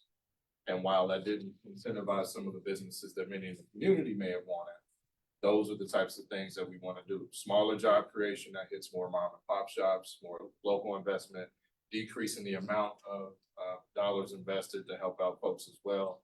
Because again, your bigger businesses that are job creators that hire thousands of Wichitans, they can make $100 million investments, $50 million investments. If I start a business tomorrow, I ain't got it. So, you know, how many jobs can I create? Can the city have an incentive for us? So that's a conversation we're going to continue to have, as well as some of our other tools. And I will tell you, your voice is heard. So even the facade program, Troy touched on the main one, but because of many in this community, we have a second facade program created through some of our CDBG dollars. But the 4 people who talked to me about creating it never used it. So then that money got shifted to somewhere else. So we will listen and we will try to accommodate. But again, as we do those things, we got to also use it. So make sure that feedback continues to come in. Real quick, many of you may have gotten my monthly update. I send to try to get to every neighborhood and various churches so that we can get more information shared. That's something that we've been focused on. In that update, just highlighting a few things. The city council last month made a nice investment again into McAdams Park. So the Charles Goose Dowdy tennis courts will receive $250,000 to renovate those, take out 2 of the middle courts, add in 2 courts and put another training court. It's going to be amazing. As everything else that we've invested there, there will be a nice art component as well. If you knew Coach Dowdy, you knew that was his, I think, 3rd career in tennis after being a Harlem Globetrotter, which I didn't know when I met him. I met him as the tennis coach. And he told me about his amazing story. He passed some time ago, but we want to honor him in the right way, renovating those courts. And then we also approved the investment into Barry Sanders Field. So you'll see new scoreboards, fencing, if money permits, some bleachers. And that's the same field I played on. So I can tell you between the 20s, we'll need some improvements there. So hopefully the kids enjoy that improvement as well. So we've got that. There will be some more improvements at the Maya Angelou Library coming. So it'll be pretty awesome. Some at that heard that.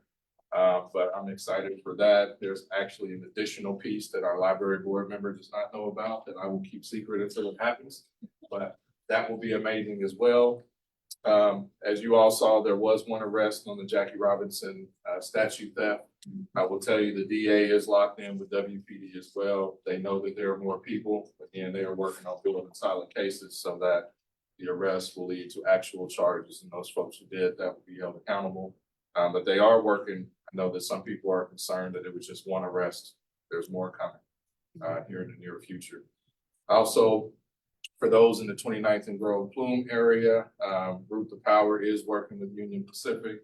They've already done 1 lit drop. They will be out knocking doors, canvassing the area. What they are looking for is additional wells that were not discovered by KDHE. So they will be asking that question. We're going to encourage everybody in the area to actually answer the survey as we continue to hear about people installing new wells. Don't know if that's true or not. So we want to make sure we know about every well there. And there's a bigger issue brewing because not only does that area have TCE, but we just heard about the Textron area up near Central and Webb, I believe, that also has a TCE groundwater issue that was caused by Textron.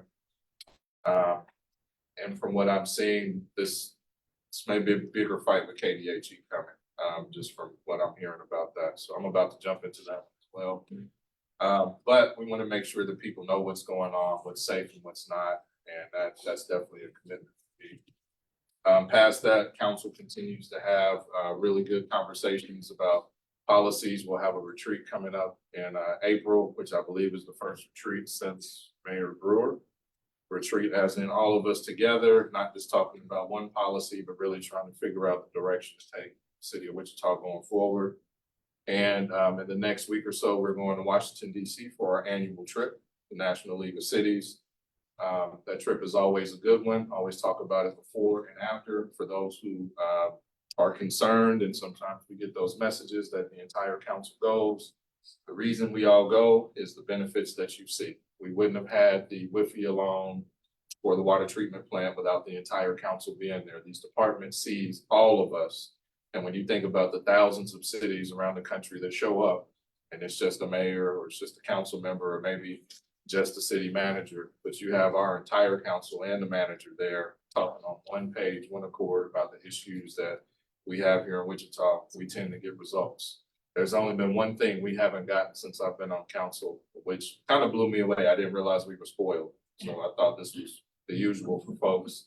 But then as I talk to my other elected colleagues around the country, it's not. They don't get a lot of what they want. So we have a great federal lobbyist, Jim Davenport, and he's done really well. Our staff does a really good job when we have these meetings.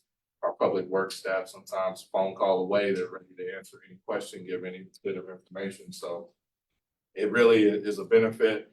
We are going to try to take the US Postal Service issue that you saw on the news, did hear about it.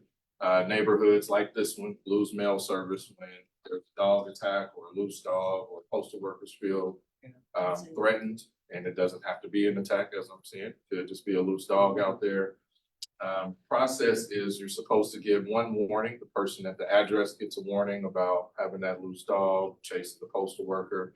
The neighborhood's supposed to get notified. Neighborhood meaning that block, not the entire neighborhood. They're supposed to get notified of this. That notification says if this issue is not remedied, you could potentially lose that service. And I'm starting that mail to your door. You can lose that service and you may be required to put a mailbox on your curb. If it happens again, they will take that action and say, it's time to put the mailbox at the curb. If you don't have the ability to do so, then you have to go to the post office.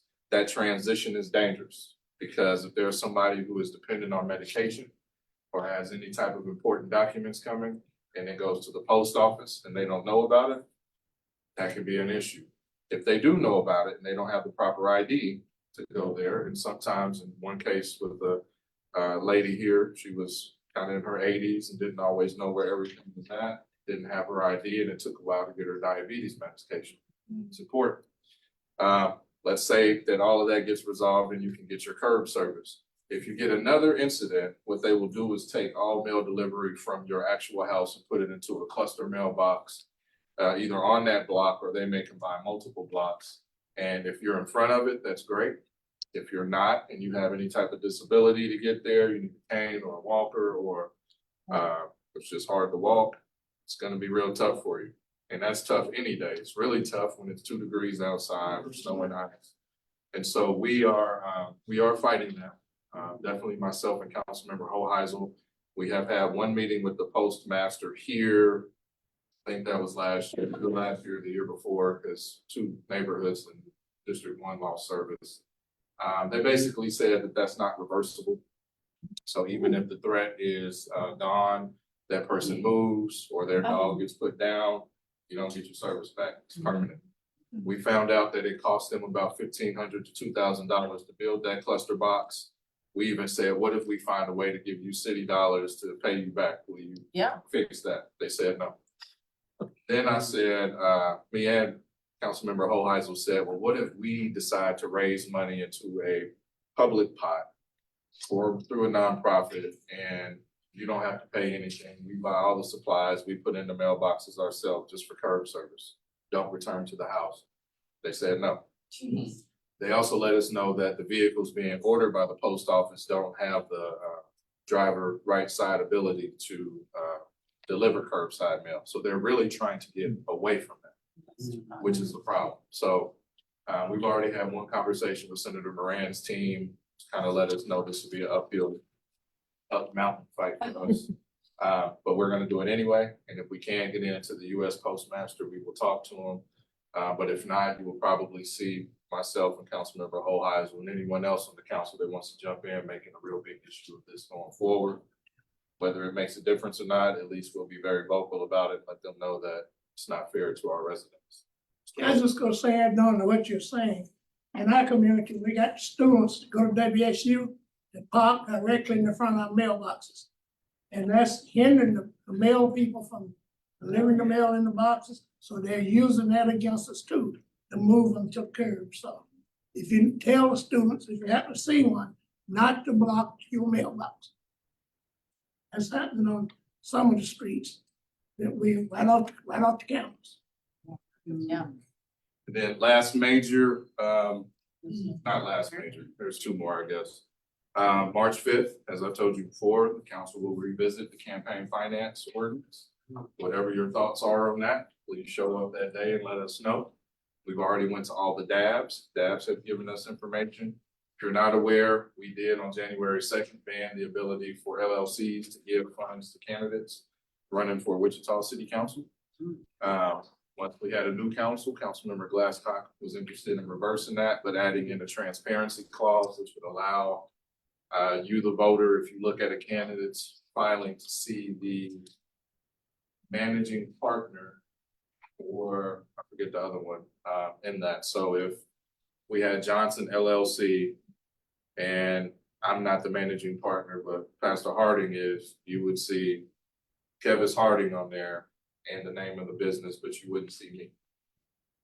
So that is the current proposal. Either keep it as it is and ban LLCs, or approve it, allow LLCs to give up to $500, but see a managing partner. If you want us to go farther than that, March 5th, 9 o'clock, we will be at the council meeting. I forget, I have my packet, I forget what number that is. That might be our first item that we address because it's unfinished council business. It's either number 1 or number 2. So definitely be there. Let us know what you think. If you want us to go back to allowing LLCs like we did, that's fine as well. Just let us know. In full transparency, I did take LLC money when I ran both times. I wasn't quiet about it. Those were the rules. I've always said I wasn't a fan, but I didn't put myself at a disadvantage. If the rules allowed my opponents to take it, I took it as well. So I did do that, and people may not like it. I get it, but that's what I did. I'm open about that. So again, March 5th, and then my last one is March 19th. Mayor Wu and most of us on the council are working to try this evening meeting thing. Yeah. So March 19th, we will have an evening meeting of the council. We will have 4 this year. What time? 6 6 p.m. o'clock. 6 o'clock. So that'll be our regular council meeting, but it'll be in the evening on March 19th. We are also going to talk about how we better engage the community. We specifically wanted to do it at the evening meeting so that people can show up and let us know. So again, please spread the word to let folks know how we can better engage with them. We have a few things from surveys that we're thinking about, but if there's other new ways, please let us know. Let us know if we're doing good. Let us know if we're doing bad. So that'll be the first one. That's also the first meeting after we get back from Washington, DC. So we will not have a meeting the week before that because all of the council will be in Washington, DC. And then after that, we'll talk about the rest of our evening meetings. And then I'll keep saying August 8th is an evening meeting, which is a Thursday. It's the first Thursday in August. And that is our budget meeting. So again, as you are thinking about budgets and what you're hearing, that is a meeting to be at. I always bring up this point that I say it at my breakfast. I go to different neighborhoods. I tend to only see 11 to 15 people show up to that meeting talking about our budget. And most of the people who have a specific want or need for us to change are not in that space. And we do listen. That meeting usually is Pledge of Allegiance, prayer, budget. That's it. And then we listen to what people say about the budget and we try to make some arrangements. By law, we have to approve the budget by the end of August. So you can talk to us about budget before that. But by the end of August, August 31st, we have to approve a balanced budget. So those are my updates. Would you also talk to the Postmaster General about the slowing down of the mail? They're charging more and more. And of course, I know how to go on and do it online, but they're just slowing it down. It used to be snail mail and now it's worse than snail. And it's, you know, I read social media and it's because of the Postmaster General. Can you address that? Oh, yeah. I think when The US one, I think is still DeJoy. That was a big problem, just slowing down there throughout. And they're continuing. Yeah, we need to do something. I have my own theories about that. Mr. Rose. Change of voting locations. In the last two elections, I've gotten two changes. Now, I know somebody, I don't know how true this is, live in the same household. One got a whole location change of vote in some coming election, and the other one didn't. How can that be possible? Yeah, that is a little weird. I know the county was looking at adding additional polling locations. I don't know the end of that conversation, but I can try to get some answers about that. That's why the change. And maybe we can have Laurie come talk to us or something about this. Because a lot of people are really concerned about that. Yeah, I had a few people call me on election day to their old polling location, not knowing that it had changed. And then the places they thought it was not it. I had to call a few people. Well, we got it figured out, at least for them. So hopefully we'll get that figured out before the primary. Same house, just don't make sense. Thank you. I have two questions. House on my block is open, the garage is torn down, open. Who do I contact to have that handled? For what? When we get done, if you just give me the address, either your inspector, or if you don't know your inspector, you can give that to me, I'll give it to the inspector. They'll go Okay. over there and check that out. Thank you. And then what is Happy Grocers at 13th and Hillside? I have yet to go in there. I've had two people talk to me What about is that. I'm it? trying I mean, to. Is that open to? It's open to the public. Yeah, I think it's open. I just don't know if it's an actual grocery store or not, because there have been spaces that opened up in our community that put groceries. Right across the street from and it's not. Popeyes. So Okay. just have to go in there. and Yeah, check it out. right across the street from Popeyes is the mini grocery store. So can you give me, as Troy was doing his presentation, the big question that I had as I've been watching stuff is I'm gonna say, let's say I'm all in on our plans, that we make great plans. We've got really, really good plans. Maybe not perfect, but really good ones. But what I see again and again and again is our appointed officials not supporting our plans. It's not your appointed official, thank you very much, but it is a lot of our electeds appointing people who don't support our plans. So we're not getting all the good things that we're planning for, because we're not actually following through with our plans. And so how do we, give me advice as an elected who knows the process, and how do we as a community push and advocate to our electeds? How do we get more plan enforcement? How do we get it harder for them to not, override our good plans with their own interests? Good question. Yeah, I think that is finding a way to have a group conversation with each of the electeds. And it doesn't have to be like a room this big, but so for example, try not to pick on it, but MAPC did things a certain way when I got elected. And what I personally do is have a conversation with who I appoint about what that board is supposed to do and what their thoughts are. And I kind of make decisions on that, like even if we don't agree on everything, if you will hold to what that board is supposed to do. And I don't know that those conversations happen with every elected. As you all know, in District 1 is way more engaged on a lot of things. So I had those meetings. I had people sit down with me and talk about their concerns with the board. And I think if you were able to do that, especially with this new council, some appointments have been made, but just what we want to see with the boards and how those are impacted and the type of appointee. Another board, for example, is Animal Control.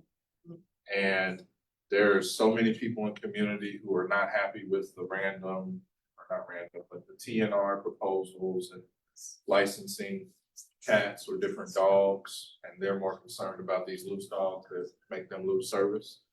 And it all depends on, like you said, the type of person we appoint. So if we have someone who is, I've read all this, I think this policy is great, and not really addressing what community is saying, that's how those boards kind of happen.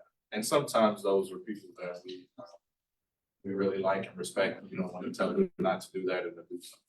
So it's really just that conversation with the elected.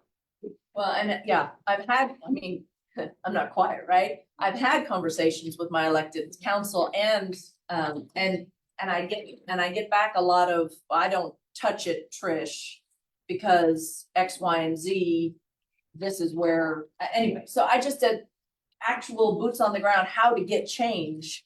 I would like advice, because you know a lot more than I do. Come into the council. I mean, come in once in that public agenda setting. We normally just listen, but if it's a continual thing, like we got the sustainability board over 6-7 months. We had 3 or 4 speakers every Tuesday talking about that. It began a conversation internally about, okay, we are doing most of what they're saying, but then we realized we're not communicating. And it did make sense to have a board. So let's talk about how much actual wind power we're using as a city. We knew we were using like 90%, but the public did. So And they we still, need the to- board still doesn't either, but go ahead. So we need to make sure that the communication is better. We talked about that. We said it's great to have a board of people who are interested. So it shifts, it just takes a while. So if there are specific concerns, and you don't even have to single out a specific person, you could come and talk about the nature of the boards, the types of appointees and the work that they're doing. And this is a good year to do it, because internally, we're having that same conversation. Yeah. Myself and Okay. 2 other council members have talked to the manager about, let's look at some of our boards and how effective they are, and are they really serving the purpose of community? So this would be a good time to have those conversations. Yes, sir. Thank you. Just a quick question. I know at one of the meetings you had mentioned that we're going to improve 17th Street from Hillside to the Canal Route. What exactly will that entail? I mean, maybe they're not interested either. Is it gonna look like? We just approved it. It's gonna look like between Oliver and Hillside. And it's a full redo, so we will be taking up the street, we will be improving stormwater, so some of that area floods a bit when it rains. We're gonna redo the stormwater, restripe it, it'll be 3 lanes to match all the way up to Oliver. You'll have bike lanes, I'm working on protected bike lanes. We haven't figured that piece out yet, but hopefully that stormwater improvement will help significantly. That's the good part. I don't know about the other. What about 21st to 96, getting the hillside replaced or new? It's really rough. Have you driven through there? It's always been that way. 21st to It's always 96, I 21st believe is. to hillside, on the I hillside. believe that's all concrete. Yeah, it is. Concrete is the most expensive, and that will probably be one of the last things. Always been a rough street. It is, but so there's a lot of neighborhoods like that too. We've been pushing on concrete streets for a couple of years now. The challenge is just the cost. So if we go into this neighborhood, we resurfaced a lot over here. There's asphalt, so literally it was scraping up the old stuff, improving any of the So they- issues below that. They and then can't covering put it in. anything else other than concrete that's there. So our goal is to keep it concrete's the best to have. Okay. So we talked about that, but I never supported it, but I wanted all the options. One of the options was we could take up the concrete and then put down an asphalt road. But in the core, most of the roads are concrete and they're better and last longer. Once we pour that new concrete, you don't have to do anything probably for 20 to 25 years, maybe 30. That asphalt, every 10 years, you gotta look at that. So ultimately, it's costing more for the asphalt. It looks great, but it just costs more for the concrete. So we are talking right now as a council, some money is being put back for concrete road repair, but when you think about just that long length between 21st and 96, Yeah. that's a lot. And then you have neighborhoods that want that same thing. I think a neighborhood block is $100,000 of concrete. That's just one block. So if we Okay. take $1 million, that's 10 blocks. Potholes, when I call to have a pothole filled, they're on it like within the next day, same day, if not next day. Normally 2 to 4 hours. Yeah, Problem though right but- now in the winter is with the raining, the freezing. But the cars, I mean, it's damaging my car. There's a website, we will pay for any damages that the city causes. Oh, really? What? That's why they fix them in 2 hours. Because What website is that? That's wichita.gov. If you go to the law tab, there's a claim for damages, you click that, fill that out. We'll look at the evidence, you just show us what you did. So someone who had a tire pop and their axle or something was messed up. Yeah. They had to pay for that and they called me really upset and I sent them the link and they got a response within a couple of days and that got reimbursed. So we will take care of it if it's our fault. Nice. How do you prove that? You just have to show your cost, the receipts that you had, talk about where it was, we'll go out and look and see if there's a pothole. Thank you, man. Could you speak to the meeting coming up on Monday? A special interest about bridge closing up under 15th and McAdams right there. That's not a special interest, it's a presentation. No, meaning I have a special interest in that because I've been fighting since Levanta. We've been trying to close that bridge and cut it out for all these years. Is that a done deal? Yes.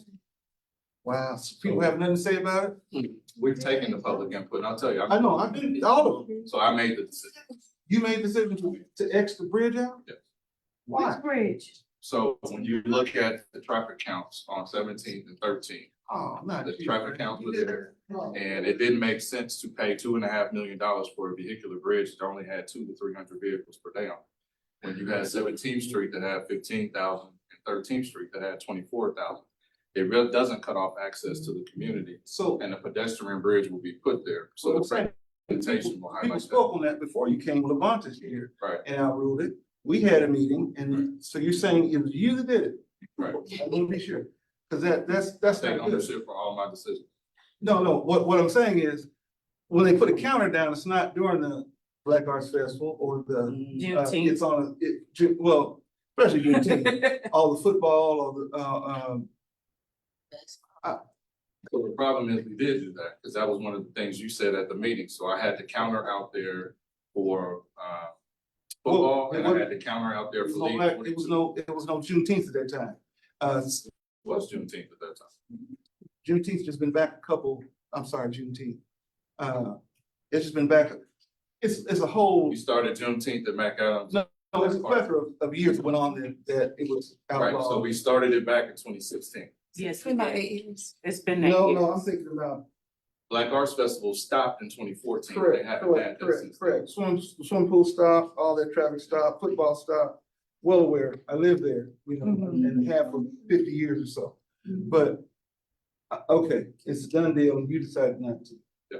Oh, wow. It was not to my, and again, that's why I'm open about it. Yeah. It's my job being a steward of taxpayer dollars. It didn't make sense to pay $2.5 million for a vehicular bridge that wasn't gonna be used as much as the other streets.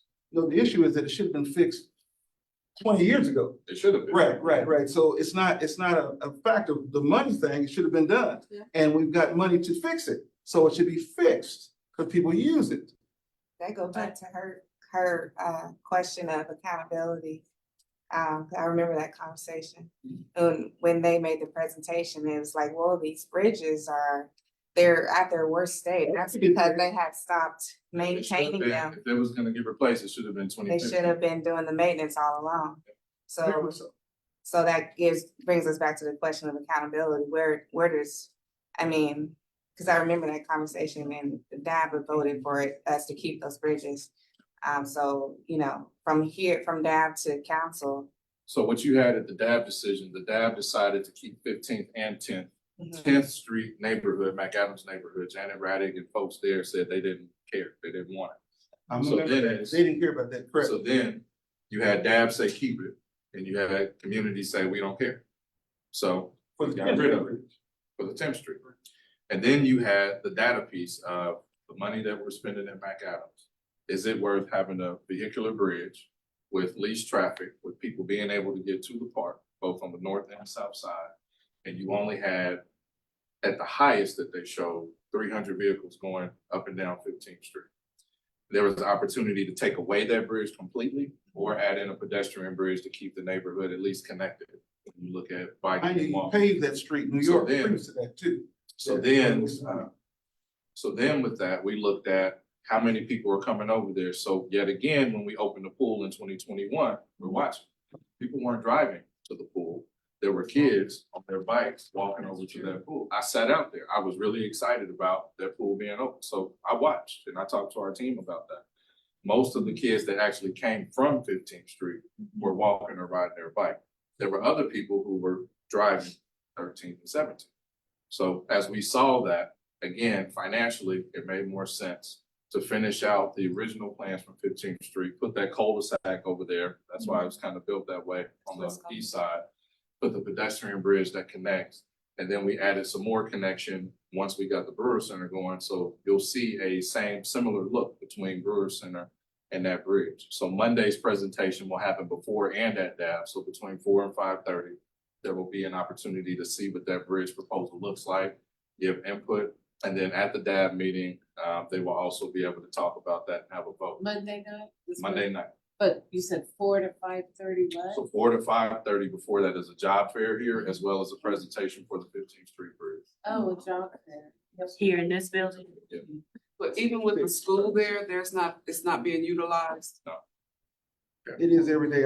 I go to back for about 5 years. I see it done. I do it myself. And that's the thing, you can see. And you just pay going New York. up and down. That, But- we just talked about concrete About costing so $300. much, and you pave New York. It's not the same as 17th Street, 13th Street. How much it cost to pave New York from 14th to 15th? You said concrete is so expensive. And since your tenure, you paved New York. And then they shut the bridge down. That It happened. makes no sense. That happened before I was on council, so I don't. No, know. sir. It's probably. I'm sorry, no, Levante gave $1 million to the United, anyway. I thought it was on your tenure that New York was got paid, because I heard you say you finished it for Levante at one time. I finished 9th Street for Levant. No. I didn't finish that. The 14th Street to 15th Street was done since you've been here in office. It happened before.